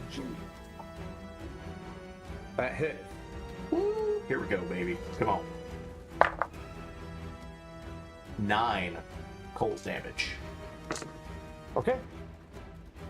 As you've hit several of these things before, you shoot this, and it's got like a solid pectoral still, as this dwarf was put here as the Castellan a long time ago, and the damage doesn't seem to hit as hard as the previous ones. Oh, he's chunky. Yes. It's a chunky monkey. Not so much of him has fallen off, I guess. Went. Okay, I told the dead on him. Can he do wisdom saving throw, please? Yep. Ian. Fails miserably. 15 necrotic damage. Toll the Dead is definitely my favorite spell. And you guys have normally been able to hit at this rate, and these things drop. This one's still coming. Heineken. So I Point on- see we're pointing on that. Blandina hit. I see Quent hit. I'm going to firebolt it right in the chest. Okay. It's a dirty 24 to hit. It hits a dirty 24. Yeah, I rolled 18 plus 5. Or, Okay. yeah, 18 plus 5. So it's 23, sorry. And that does 13 damage. Okay. So he steps forward. How do you want to kill the ghoul Castellan? I'm going to start blasting and make pew pew. Yep.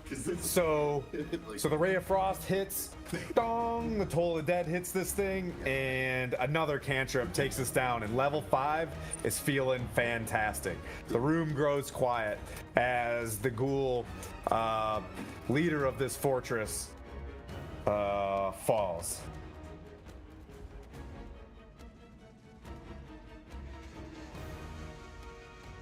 Flashlight, what do you want to do? Okay, Flashlight.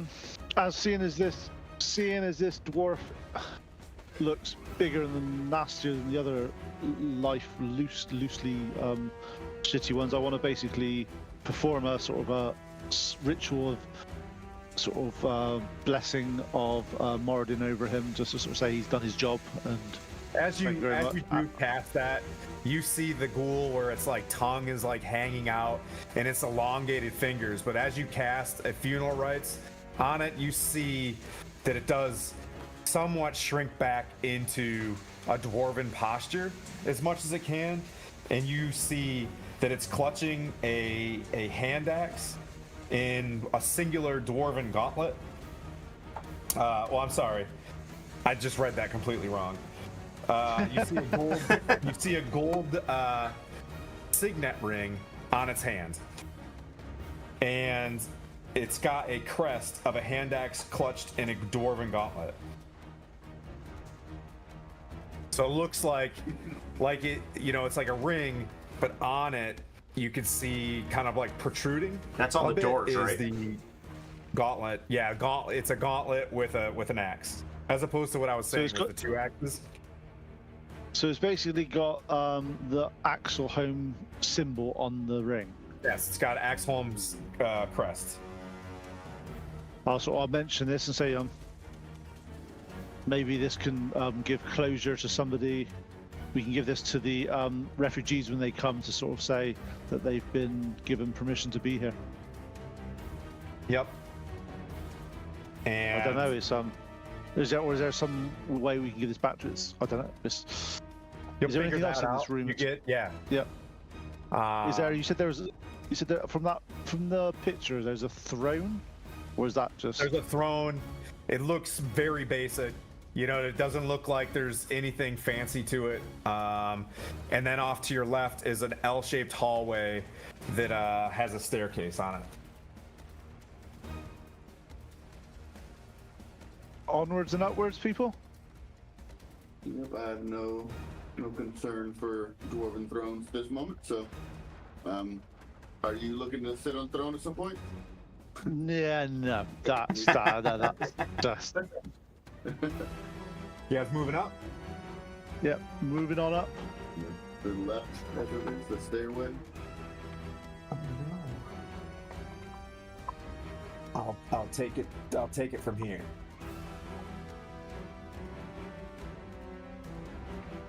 Engage cruise control. Yeah. I'll take it here as I do a little bit of a closer for next week. Dear sweet Quint, as you turn the corner and one of the magical lights switch on, there we go. The hallway illuminates.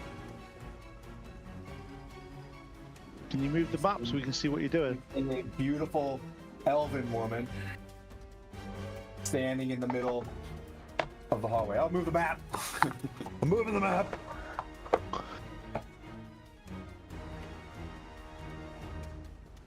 Are we out of map range? Okay. Yeah, we're just. You It's guys were able literally. to see the dwarven fight on there? Tight. Yeah, we saw that. That's why we didn't say anything. It was up to that point. It was fine. We got to the stairs and then we didn't see anything.